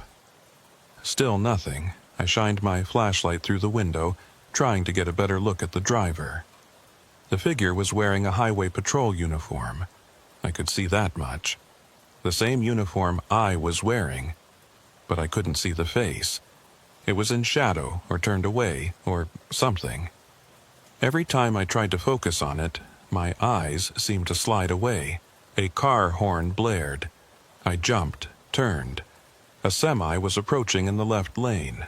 the driver leaning on the horn because there was a patrol car just sitting in the right lane blocking traffic. I waved at the truck, signaling it to go around. Turned back to the cruiser. It was gone, not driven away, just gone. The lane was empty. No taillights disappearing in the distance. No sound of an engine. Just gone. I stood there in the middle of the highway, flashlight in hand, staring at empty asphalt, radioed in. Dispatch 9-7, the vehicle is gone. Gone? Did it drive away? I don't know. I turned away for a second, and when I looked back, it was gone. Silence on the radio. Then, "Copy, 9-7. Are you feeling all right? Need a break?" "I'm fine, just a strange situation." Resuming patrol. I walked back to my cruiser, got in. Sat there for a minute, trying to process what I'd just seen. A patrol cruiser with my unit number, a driver who wouldn't respond. A vehicle that disappeared in the 2 seconds I looked away. I checked my dash cam. It was running, same as always. I'd have footage, evidence, proof I wasn't imagining things. I resumed patrol, heading south. Kept checking my rearview mirror, no headlights following me now, just normal traffic. At 0300 hours, I pulled into a rest area. Used the facilities, grabbed a snack from the vending machine, logged my mileage. Everything normal. When I came back to my cruiser, there was something on my windshield. A piece of paper tucked under the wiper blade. I looked around the rest area. Empty. Just my cruiser and one semi parked at the far end. I pulled the paper free. It was a standard highway patrol incident report form. Filled out in handwriting that looked like mine but wasn't quite right. Too neat, too perfect. The report was dated March 11th, 2021. Tonight. Under incident description, someone had written, Unit 9-7 observed following Unit 9-7. No contact made. Subject vehicle disappeared. No explanation found. Under reporting officer, my name was signed, Jake Reynolds. But I hadn't written this report. I hadn't filled out any paperwork yet tonight. I looked at the rest of the form. Under time, it said 0130 hours. The exact time I'd first noticed the headlights following me. Under location, it said mile marker 94. The exact location where I'd first seen them. Someone was documenting my shift. In real time. Using official forms. With my signature. I put the report in an evidence bag. Locked it in my trunk. Radioed Marcus. Dispatch 9-7, I found something at the rest area. A report that I didn't write. Someone's monitoring my patrol. Say again, 9-7? I explained about the report. The details that matched my shift. The signature. Marcus was quiet for a moment. Jake, that's concerning. You want to come in? End the shift early? No, I'm fine. Just keeping you informed. Copy. Let me know if anything else happens. I resumed patrol. The rest of the shift was uneventful. No more headlights following me. No more mysterious reports. Just normal highway work. I clocked out at 0600 hours, went home, tried to sleep. But I kept seeing those headlights in my mind. That cruiser with my unit number. That figure in the driver's seat that I couldn't quite see.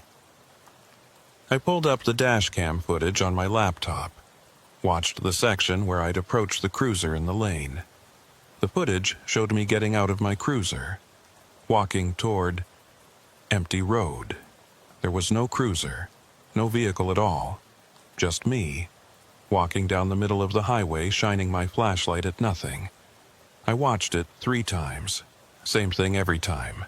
No cruiser, no headlights. Just me, alone on the highway. But I'd seen it. I knew I had. It had been there.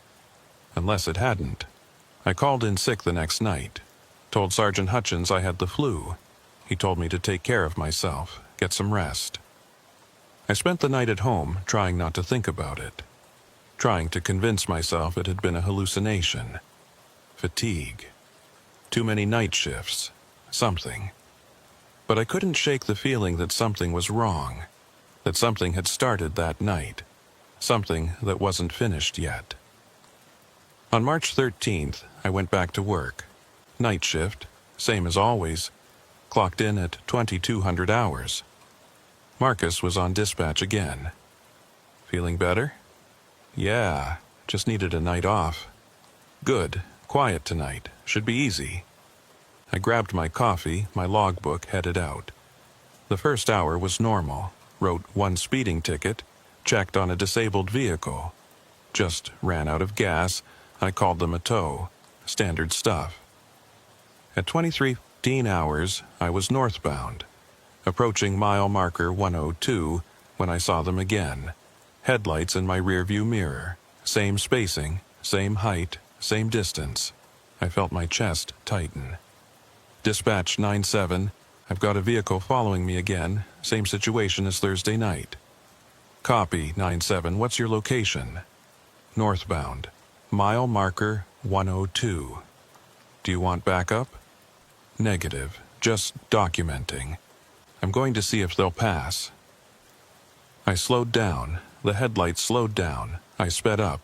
The headlights matched my speed. I pulled into the left lane. The headlights moved to the left lane. I pulled into the right lane. The headlights followed. It was the same vehicle. Had to be. Same behavior, same distance. I decided to try something different. There was an exit coming up at mile marker 105. I'd take it, see if the vehicle followed. I signaled, took the exit. Watched my mirror. The headlights took the exit too. The exit led to a small town called Riverside. Population maybe 2,000. 1 main street, a few gas stations, mostly residential. Dead-end town. If you took this exit, you either lived here or you made a wrong turn. I drove through town slowly. The headlights stayed behind me, maintaining distance. I reached the end of the main street. The road split. Left went to residential areas. Right went back to the highway via a different on-ramp. I turned right. The headlights turned right.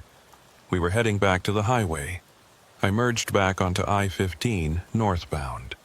The headlights merged behind me. Nothing had changed. We'd made a complete loop and the vehicle was still following me. I radioed in. Dispatch, 9-7, vehicle is still following. I exited at Riverside, came back on. It followed the entire route. Copy. Jake, I'm getting concerned. Want me to call in a unit from another district? No, not yet. I'm going to try to stop them again. I pulled onto the shoulder. Put on my hazards. Got out of my cruiser. The headlights slowed. Stopped in the right lane, maybe 200 yards back. I could see it clearly now. Highway Patrol cruiser.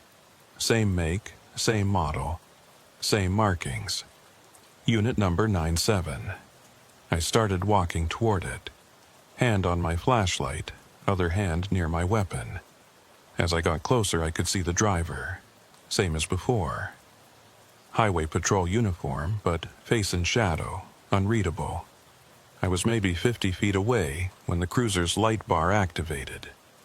Red and blue lights started flashing. The pattern was correct. The exact sequence our cruisers used. Then the siren came on. Not the full siren, just one whoop. The sound we make when we're initiating a traffic stop. I stopped walking. The cruiser was signaling a traffic stop. But I wasn't in a vehicle. I was on foot. The driver's door opened. A figure stepped out. Highway Patrol uniform, just like mine. Same height as me, same build. But I still couldn't see the face. It was like my eyes refused to focus on it. Every time I tried to look directly at it, my vision would blur, slide away. The figure stood there next to the cruiser, waiting. I keyed my radio.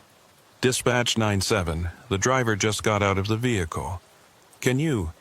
Can you see if anyone matching my description is logged as on duty tonight? Another unit, another district? Stand by. Keyboard sounds. -97. No one matching your description on duty tonight except you. Copy. The figure started walking toward me.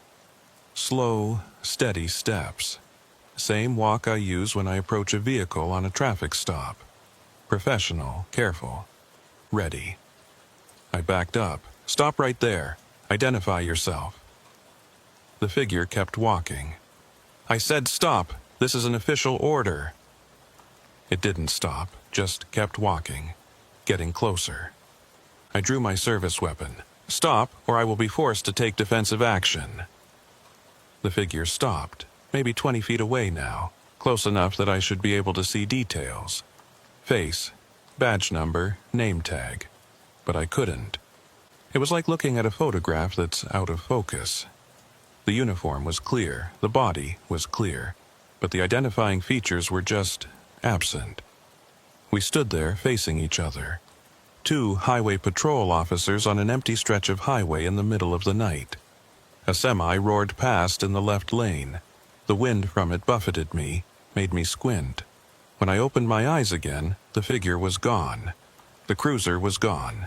Just empty highway. I stood there, weapon still drawn, staring at nothing. Holstered my weapon. Walked back to my cruiser. Got in. Sat there, hands shaking. Marcus's voice came over the radio. 9-7, status? It's gone again. Vehicle and driver. Disappeared. Long silence. Then, Jake, I'm calling Sergeant Hutchins. I think you need to come in. Copy. Hutchins called my cell phone 10 minutes later. Reynolds, what the hell is going on out there? I told him everything. The cruiser following me. The unit number matching mine. The driver I couldn't see. The way they both disappeared. He was quiet for a long time. You been drinking? No, sir. Drugs?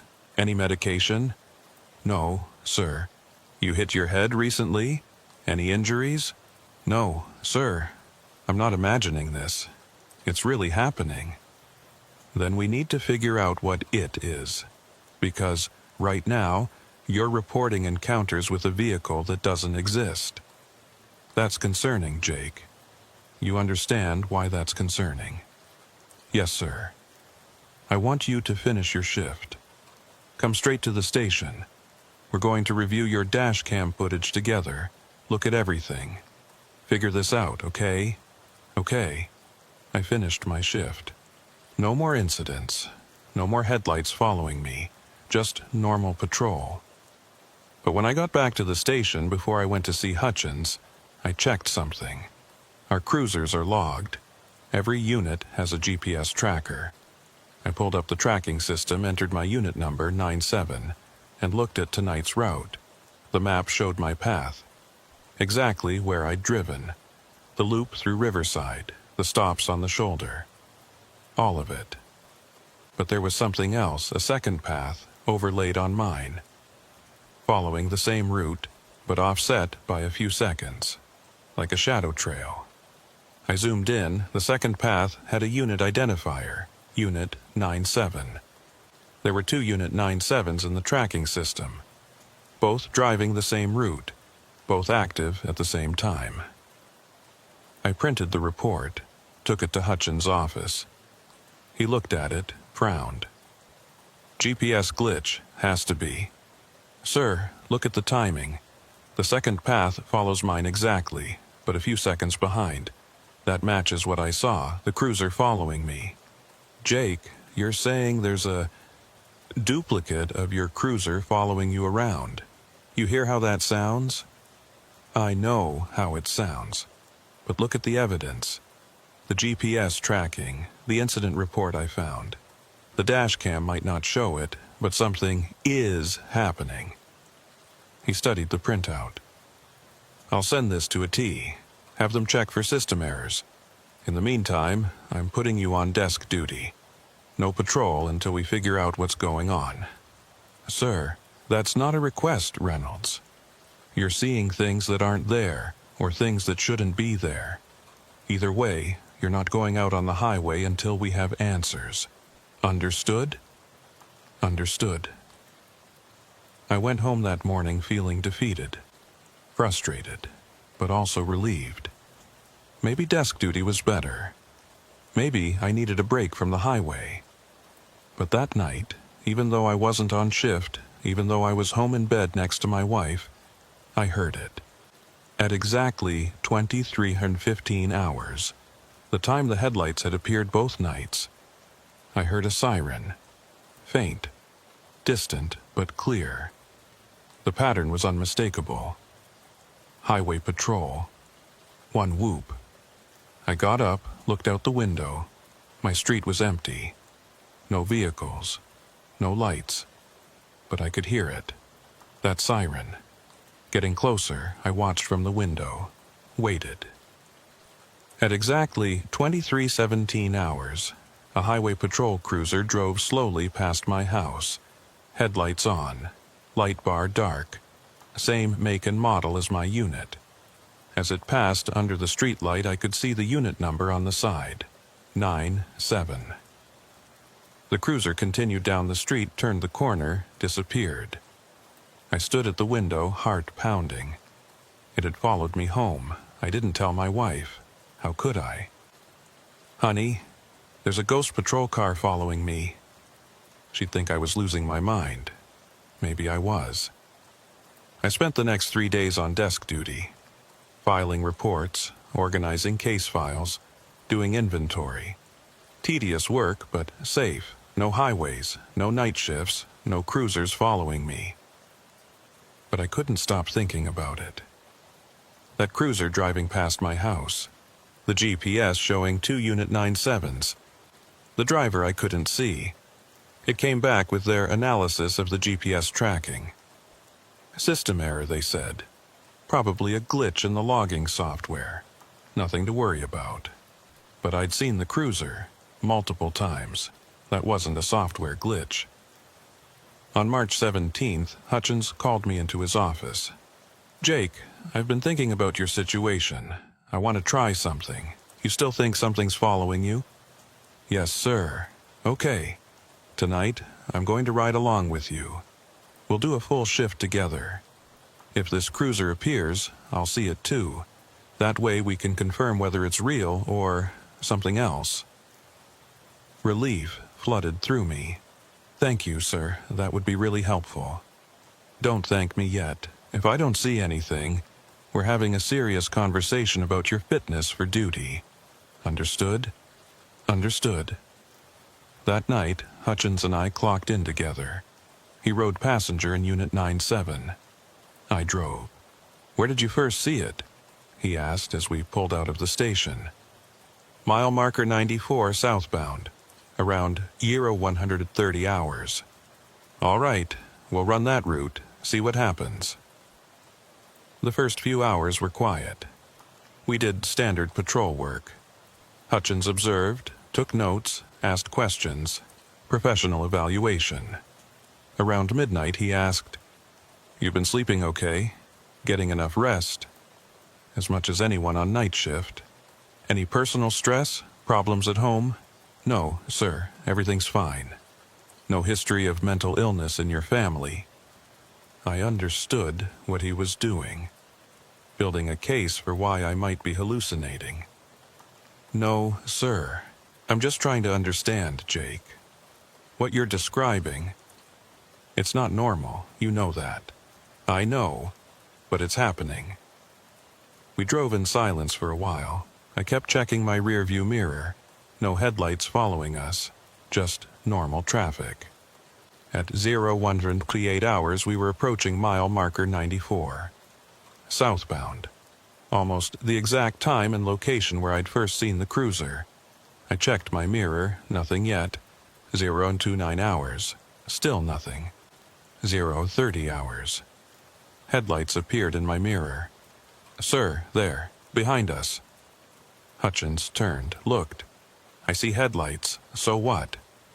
Watch them. Watch how they stay the same distance behind us. We drove. The headlights maintained position. Quarter mile back. They're just driving the same speed as us, Hutchins said. I slowed down. The headlights slowed down. Hutchins frowned. Okay, that's odd, but could be coincidence. I sped up. The headlights sped up. Still, could be someone who wants to follow a patrol car, Hutchins said. Let's see if they'll pass. I pulled into the right lane. The headlights moved to the right lane. Hutchins was quiet now, watching. I pulled back into the left lane. The headlights followed. All right, Hutchins said. That's definitely strange behavior. Let's pull them over. I activated my light bar, pulled onto the shoulder. The headlights slowed, stopped in the right lane. Hutchins grabbed his flashlight. Stay here, let me approach.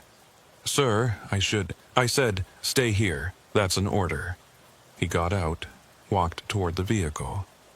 I watched through my mirrors. The headlights illuminated a highway patrol cruiser. Same make as ours. Same model. Hutchins stopped walking. I saw him key his radio.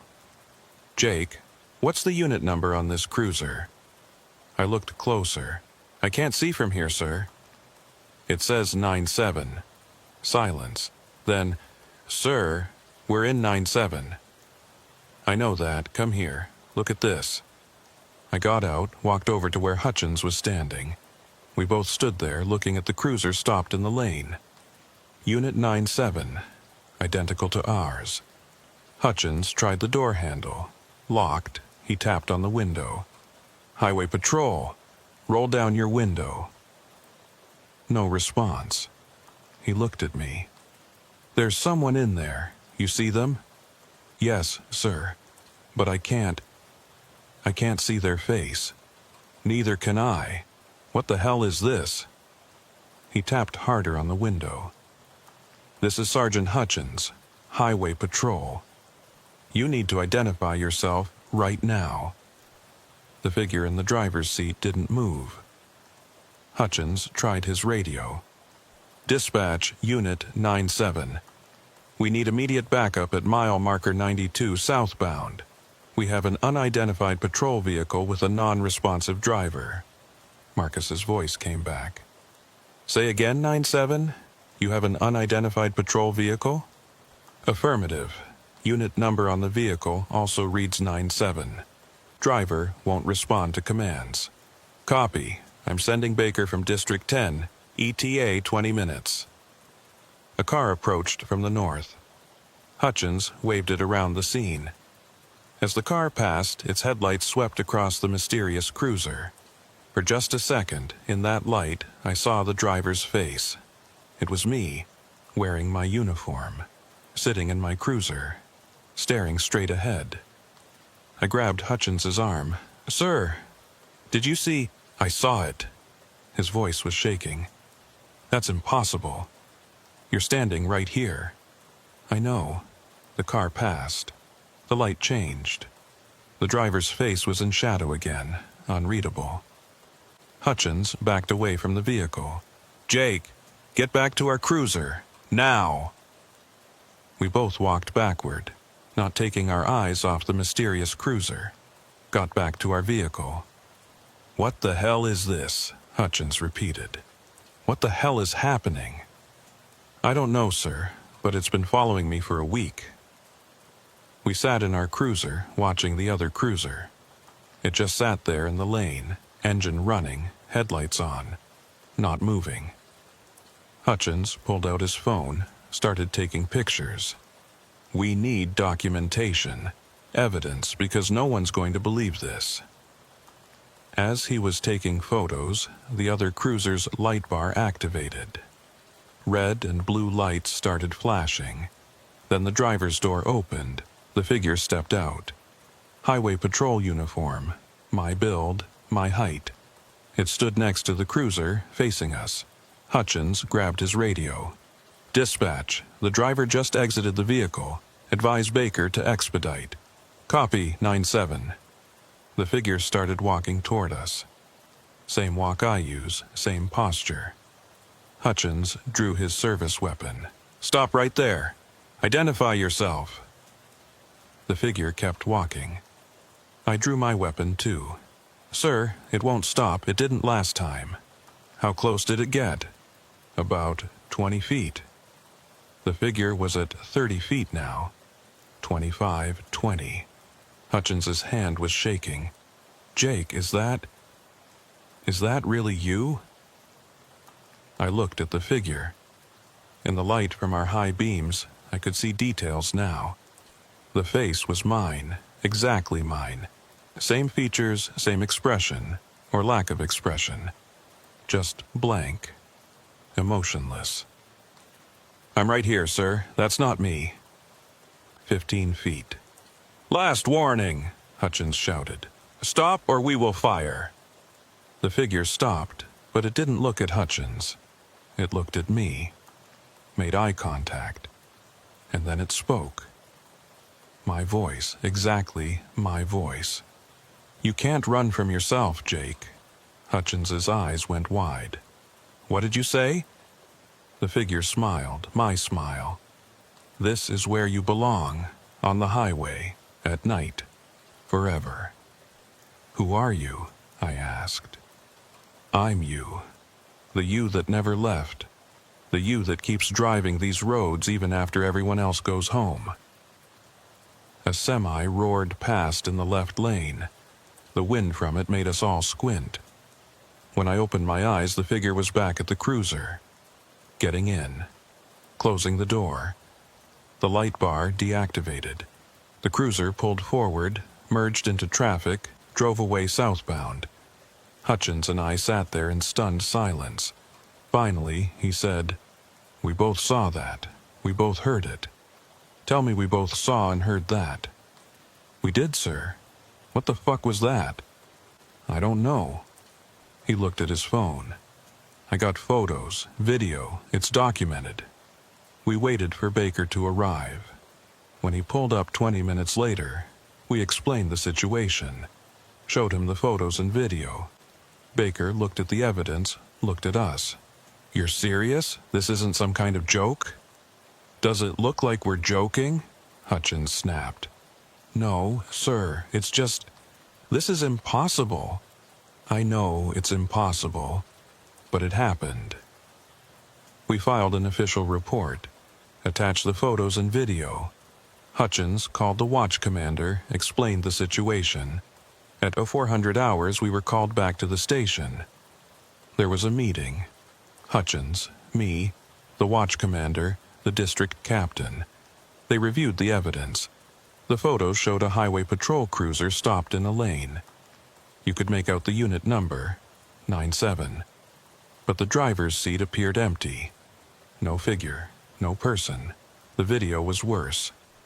It showed the cruiser, showed the door opening, but no one getting out, just an empty door swinging open, then closing again.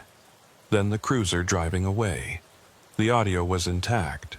You could hear Hutchins and me talking, hear us saying, "Stop," and "Identify yourself." But you couldn't hear the figure's responses. The parts where it spoke, "You can't run from yourself," and the rest, there was just silence. The captain looked at us. "Gentlemen, I don't know what you experienced out there, but this evidence doesn't support your account." "Sir, we both saw it," Hutchins said. "Both heard it. It was real. I believe you believe that. But look at this footage, there's no one there.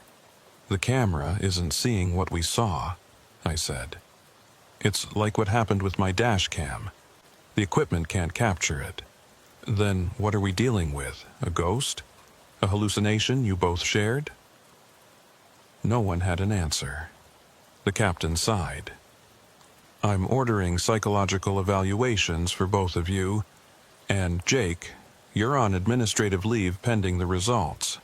Tom, you're on desk duty. We'll figure this out, but neither of you are going back on patrol until we do." "Sir," Hutchins started. "That's final." I went home that morning feeling numb.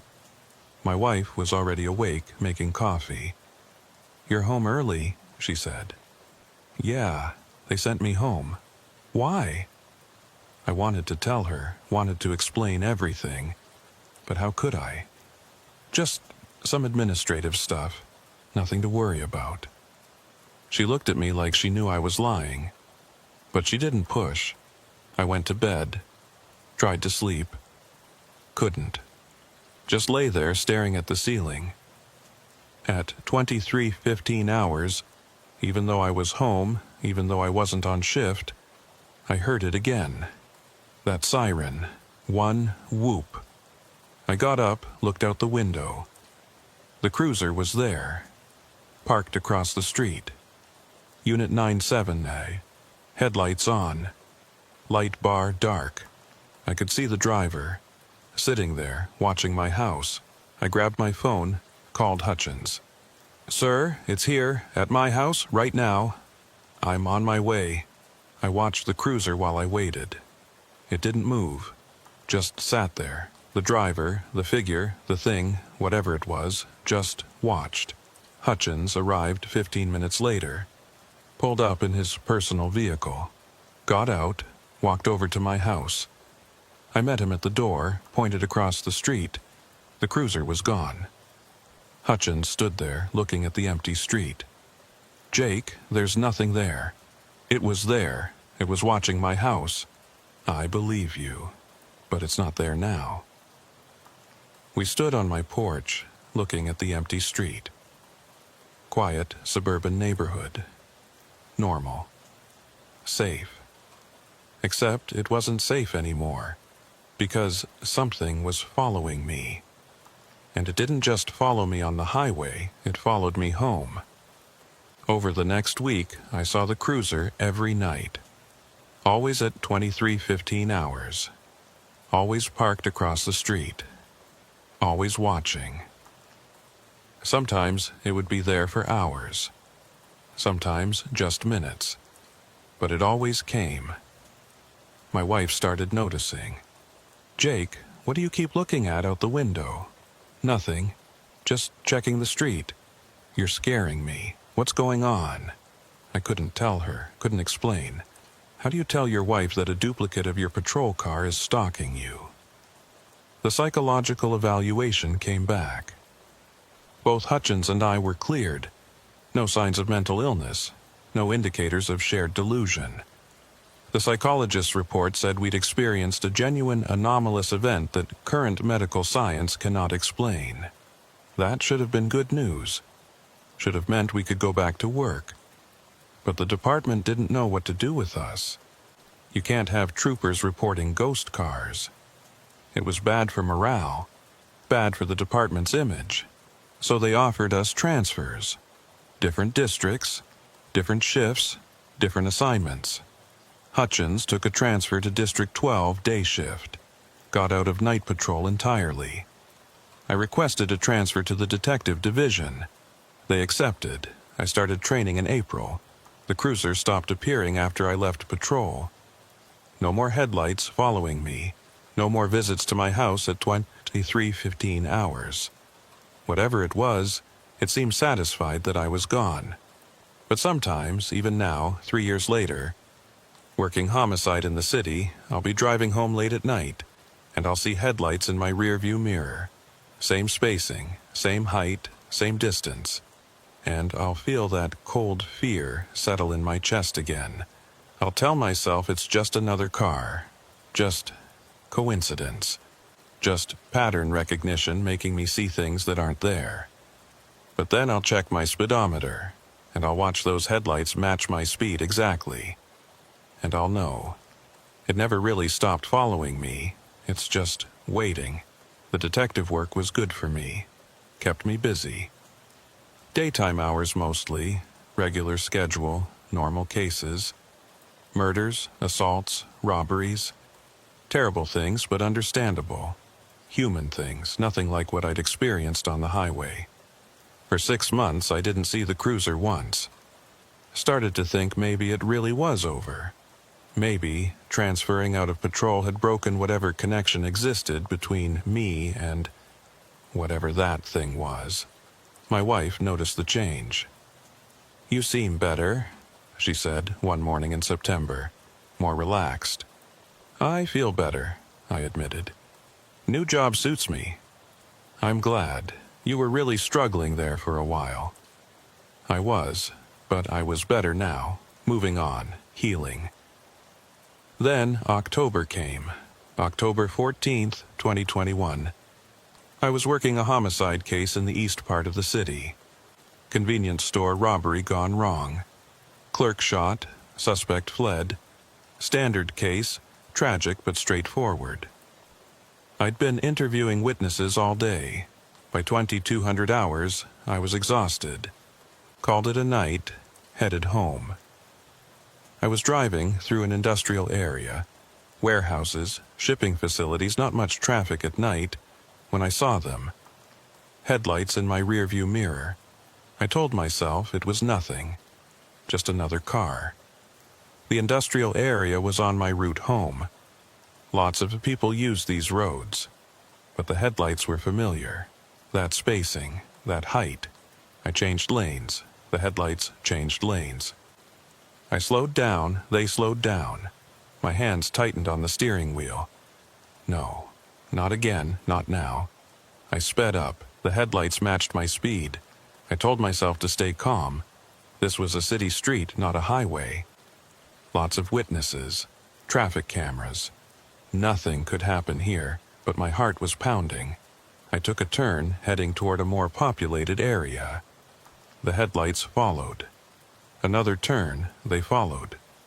I pulled into a 24-hour gas station. Bright lights, other customers. Safe. The headlights pulled in behind me. I could see the vehicle now in my rearview mirror. Highway patrol cruiser. Same make, same model as my old unit. Unit 97. I sat in my car, engine running, watching the cruiser in my mirror. It just sat there, about 20 feet behind me, headlights on. My phone rang. Unknown number. I almost didn't answer. But I did. "Hello?" My voice came through the phone. "You can't hide from this, Jake." I looked in the mirror. The driver's window of the cruiser was down now. I could see the figure inside holding a phone to its ear, my face, my uniform. "What do you want?" I asked. "You know what I want. You belong on the highway, not here, not in the city, not playing detective. I'm not going back. You will. They always come back. Who are you? I already told you, I'm you. The part of you that never left patrol, that never will." I ended the call, got out of my car, walked toward the cruiser. The figure, the thing wearing my face, got out too. We stood there in the gas station parking lot under the bright fluorescent lights, facing each other. A few customers were pumping gas, buying snacks. None of them seemed to notice. They walked past us like we weren't there. "Why are you doing this?" I asked. "I'm not doing anything. You did this. When you left patrol, when you abandoned the highway, you created me. A ghost of who you were." That doesn't make sense, doesn't it? You spent 5 years on that highway, 5 years of night shifts, 5 years of headlights and mile markers and endless road. That becomes part of you, Jake. It gets into your blood. And when you try to leave, when you try to move on, part of you stays behind. I looked at this thing, this impossible reflection. "So what, you're going to haunt me forever?" "Until you come back. Until you accept what you are. I'm a detective now. I'm not going back to patrol." It smiled. "We'll see." A customer walked between us, completely oblivious. When they passed, the figure was back in the cruiser. Door closed, engine running. I watched as it backed up, pulled out of the gas station, drove away into the night. My phone rang again. Different number this time. I recognized it. Hutchins. "Jake, where are you?" "East Side, gas station on Industrial Boulevard." "Why?" "I just saw it. The cruiser. It drove past my house." My blood ran cold. "Tom, it was just here, 5 minutes ago." "That's impossible. I'm looking at it right now. It's parked across the street." "It can't be in two places at once." "Apparently, it can." "Jake, what the hell is this thing?" "I don't know, but it's getting stronger, more active. We need to do something. We can't just let it keep following us. What can we do? We don't even know what it is." Hutchins was quiet for a moment. "I've been researching. After what happened, I started looking into similar cases, unexplained phenomena, and I found something." "What?" "There's a pattern. Highway patrol officers reporting phantom vehicles. It's rare, but it happens. Always the same description. Duplicate cruiser, driver they can't identify, vehicle that disappears." "How many cases?" 17 that I could find, going back 40 years.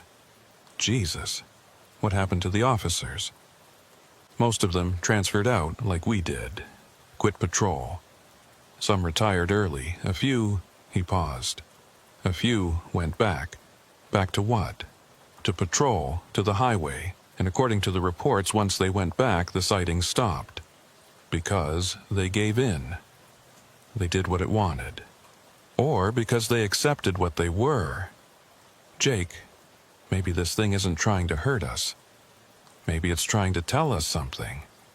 "What, that we're supposed to spend our entire lives on night patrol? That's insane." "I know, but what if that's the only way to stop this?" I didn't want to believe him. Didn't want to accept that I might have to give up my new career, my new life, just to appease some impossible haunting. But I also didn't want to spend the rest of my life looking over my shoulder, waiting for those headlights to appear. "Let me think about it," I said. "Don't think too long. This thing is escalating. Who knows what it'll do next?" He hung up. I stood in the gas station parking lot trying to process everything. My phone buzzed. Text message from unknown number. Just 2 words. "Come home." I looked around the parking lot. No cruiser. No figure. Just normal people living normal lives. But I knew it was out there, watching, waiting. Over the next week, the encounters intensified. I saw the cruiser everywhere. Outside my house. In my rearview mirror on the way to work. Parked outside the precinct. Other people started noticing. My partner, Detective Collins, pointed it out one day. "Jake, why is there a highway patrol unit parked across the street?" I looked, Unit 97. "I don't know. Maybe they're investigating something." "For 3 hours? Without getting out of the car?" I didn't have an answer. At home, my wife was getting more concerned. "Jake, you're doing it again. Staring out the window, jumping at sounds. What's wrong? What's wrong?" "Nothing, just work stress." "Don't lie to me." "Something's happening, the same thing that happened before, when you were on patrol." I wanted to tell her, but how could I explain that my job, my old job, was literally haunting me? On October 23rd, I made a decision. Called Hutchins. "I'm going back," I said. "What?" "Back to patrol, back to the highway. Maybe you're right, maybe that's the only way to stop this." "Jake, I didn't mean you should actually. What choice do I have? This thing isn't stopping, it's getting worse. If going back to patrol makes it go away, then that's what I have to do." "And your detective position?" "I'll request a transfer. Tell them I miss patrol work, miss the highway." "They'll think you're crazy." "Let them think what they want." I submitted the transfer request the next day. Cited personal preference, desire to return to field work. The request was denied. They'd invested time and training in me as a detective. They weren't letting me go back to patrol. So I pushed harder, started making mistakes at work. Nothing major, just enough to show I wasn't suited for detective work. Missed deadlines. lost focus during interviews, made sloppy reports. Collins noticed. "Jake, what's going on with you? You're better than this." "Sorry, just having a hard time adjusting." "To what? You've been here 6 months." "I know. I think I miss patrol." "Then request a transfer back." I did. They denied it.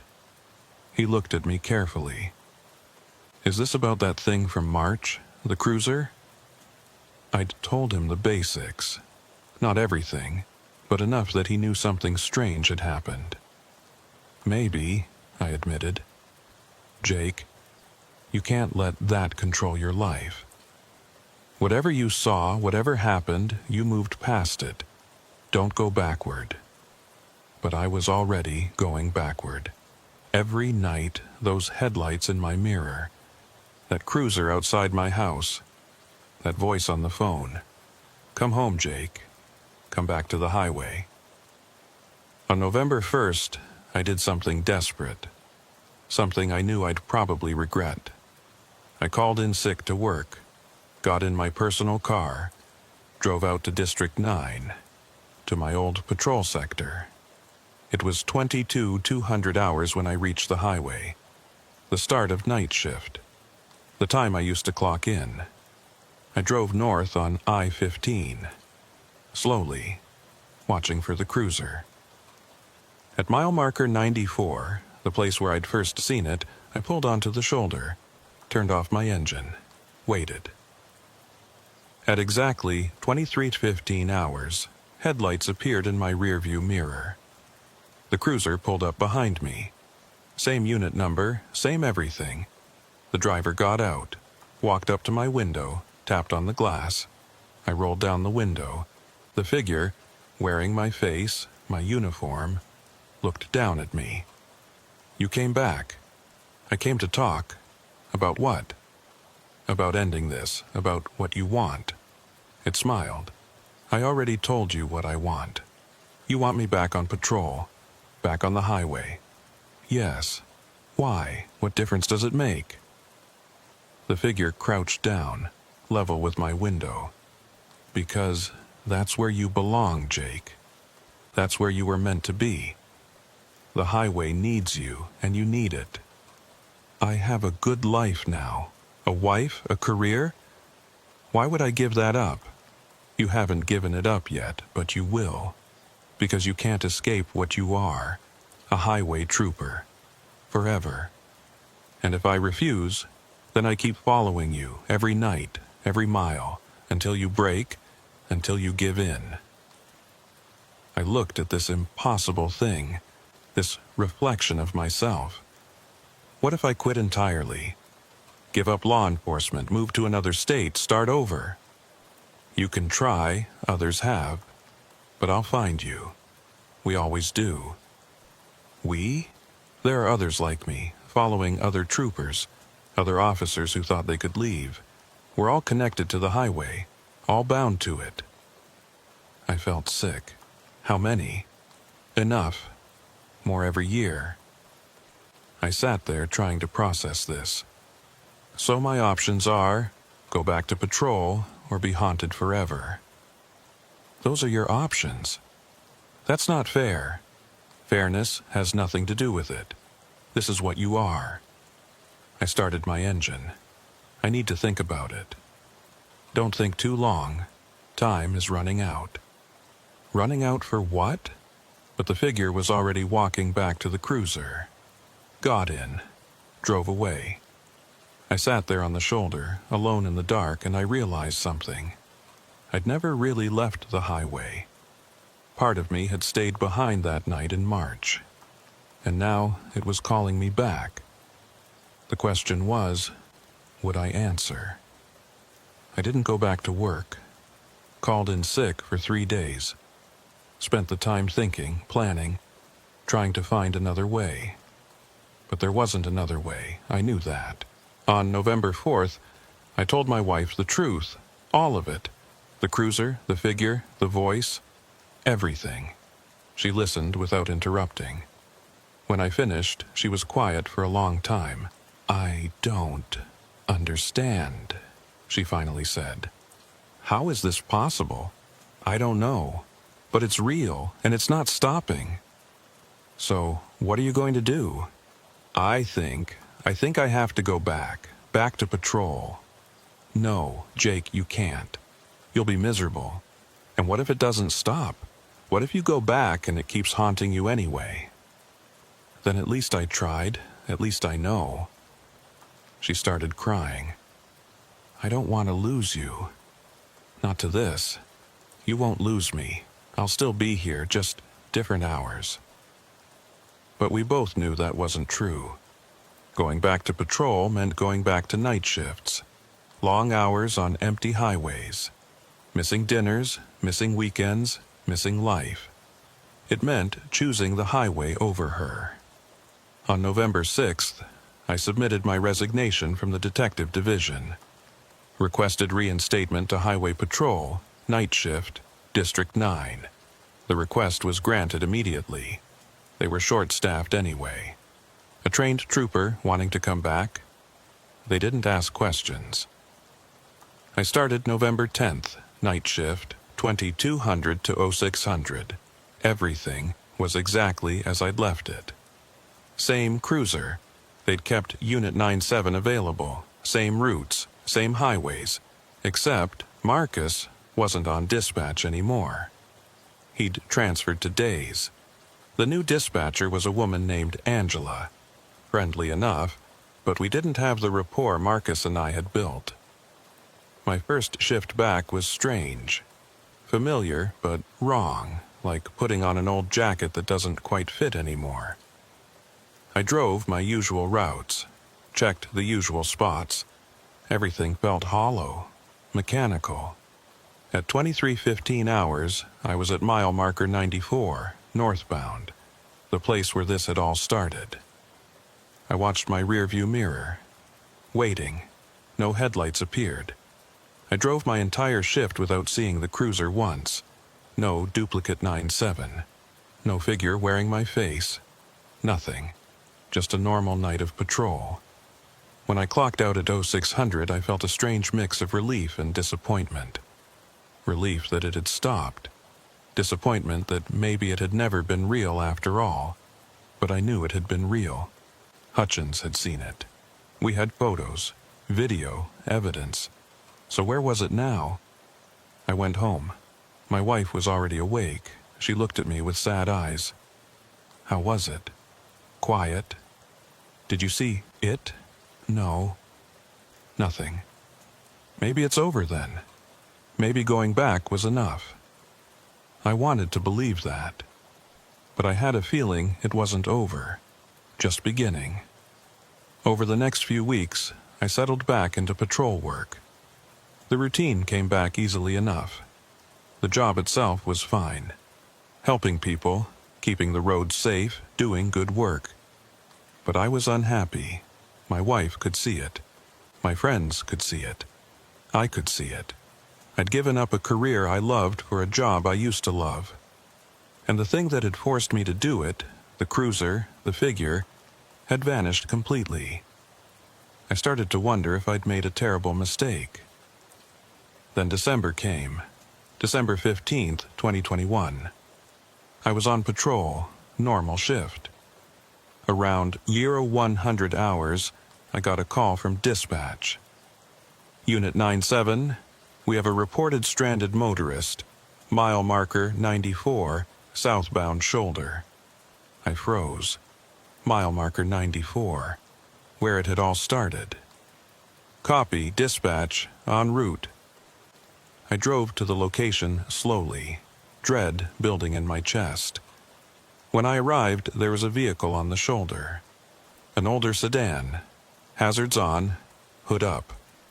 I pulled in behind it, activated my light bar, got out. As I approached, the driver got out of the sedan. Young woman, maybe 25. She looked relieved to see me. "Thank you for stopping, officer. My car just died. I don't know what happened." I checked under the hood. Battery connections were loose. Simple fix. "I can tighten these for you, get you back on the road." Thank you so much. I was so scared out here alone. I fixed the connections, got her car started. She thanked me profusely, drove away. Normal call, normal interaction, nothing strange. I got back in my cruiser, sat there for a moment. Checked my mirrors, no headlights, no duplicate cruiser, nothing. But as I was about to pull away, I glanced at my dashcam screen. The footage from the call was recording automatically, as always. I watched the playback, saw myself pull up behind the sedan, saw myself get out, saw myself approach the vehicle. But there was no sedan, no woman, just me, walking to an empty stretch of shoulder, opening an invisible hood, talking to no one. I replayed it. Same thing, the sedan and the woman didn't appear on camera, just like the cruiser had never appeared on camera. My hands started shaking. I grabbed my radio. Dispatch, Unit 97, the stranded motorist at mile marker 94. Can you confirm you sent me that call? Affirmative, 97. Caller reported a disabled vehicle about 20 minutes ago. Who was the caller? Phone number came back to Jennifer Martinez. She stated her vehicle had broken down and requested assistance. I looked at the dashcam footage again. Empty shoulder. No vehicle. No person. Dispatch, can you run that name? Jennifer Martinez. Stand by. Keyboard sounds, then 97. I'm not finding any record of that call in our system. No phone number, no Jennifer Martinez. But you just dispatched me to that location. Did I? She sounded confused. I don't remember making that call. I sat there, feeling cold spread through my chest. Never mind, dispatch. Disregard. I drove away from mile marker 94. My shift ended 3 hours later. I went home. Didn't tell my wife what had happened. But I knew what it meant. The cruiser hadn't stopped following me. It had just changed tactics. Now, instead of appearing behind me, it was calling me to locations, creating phantom scenarios, invisible people I was helping, making me think I was doing my job when I wasn't doing anything at all. Over the next month, it happened again and again. Calls to stranded motorists who didn't exist. Traffic stops where no vehicle appeared on camera. Accident scenes with invisible victims. I was helping ghosts, serving a highway that wasn't real, and I couldn't tell anyone, couldn't explain. Because how do you say, the calls I'm responding to don't exist. The people I'm helping aren't there. I'm patrolling a phantom highway. My wife left me in January. She'd had enough. Enough of the night shifts, enough of my distance, enough of pretending everything was normal when it clearly wasn't. I didn't blame her. I'd chosen this. Chosen the highway over her. Hutchins called me in February. Jake, I heard about your divorce. I'm sorry. It's fine. My fault anyway. How's patrol treating you? It's good. Fine. You're lying. I can hear it in your voice. I didn't respond. Jake, did going back help? Did the cruiser stop following you? I thought about telling him the truth, about the phantom calls, the invisible people, the way my dash cam showed empty roads while I saw vehicles and victims.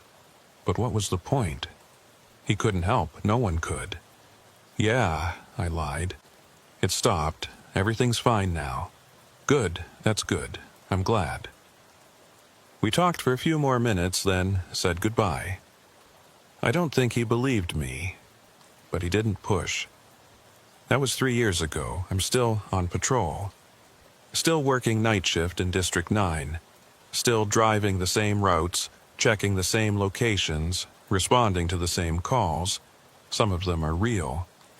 I can tell because they appear on my dash cam. Those are the normal calls. The actual stranded motorists, actual accidents, actual work. But most of them aren't real. Most of them are phantom calls. Ghost vehicles, invisible people who need help that I can't actually provide. And I respond to them all, because that's my job now. That's what I've become. A trooper patrolling a highway that exists in two places at once, the real world and somewhere else. Somewhere that only I can see. The other troopers think I'm dedicated, always first to respond, never turn down a call, model officer. They don't know that half my calls don't exist, that I'm helping people who aren't there, but I know, and I've accepted it. This is my life now, my punishment for trying to leave, for thinking I could escape. The highway never lets you go, not really. You can transfer, change careers, move to different states, but if you've spent enough time on these roads, if you've driven enough miles in the dark, it becomes part of you. And eventually, it calls you back. I answer those calls now, every one of them, real or not, because I made a choice, and I have to live with it. Last week, I saw another trooper at the station, young guy, first year on night patrol. He looked exhausted, nervous. "You okay?" I asked. "Yeah, just weird night. Kept seeing this cruiser following me. Same unit number as mine, but when I tried to stop it, it disappeared." My blood ran cold. "What unit number?" 438. Why? I looked at his nameplate. "Anderson. It's nothing," I said. "Probably just your imagination. Long night shifts, you start seeing things." He nodded, but he didn't look convinced. I wanted to warn him, wanted to tell him what was coming, that it would get worse, that it would follow him home, that eventually he'd have to make a choice. But I didn't. What was the point? He'd find out soon enough. They always do, and maybe he'd be smarter than me. Maybe he'd refuse to give in. Maybe he'd find a way to break free. Or maybe, in a few months or years, I'll see him back on night patrol, responding to calls that don't exist, helping people who aren't there, another trooper who couldn't leave the highway, another one of us. I'm Detective Reynolds now. That's what I tell people. But it's a lie. I'm still Trooper Reynolds, Unit 97, Highway Patrol, District 9. I'll always be Trooper Reynolds, because the highway never lets you go. And once you've seen the cruiser that follows you, once you've heard the voice that sounds like yours, once you've driven those phantom miles, you can never really leave. I know that now. I accepted it. And every night at 2315 hours, when I check my rearview mirror and see those familiar headlights, I don't run anymore. I just keep driving, because this is where I belong, on the highway, in the dark. Forever. Just me and my reflection, driving the same roads.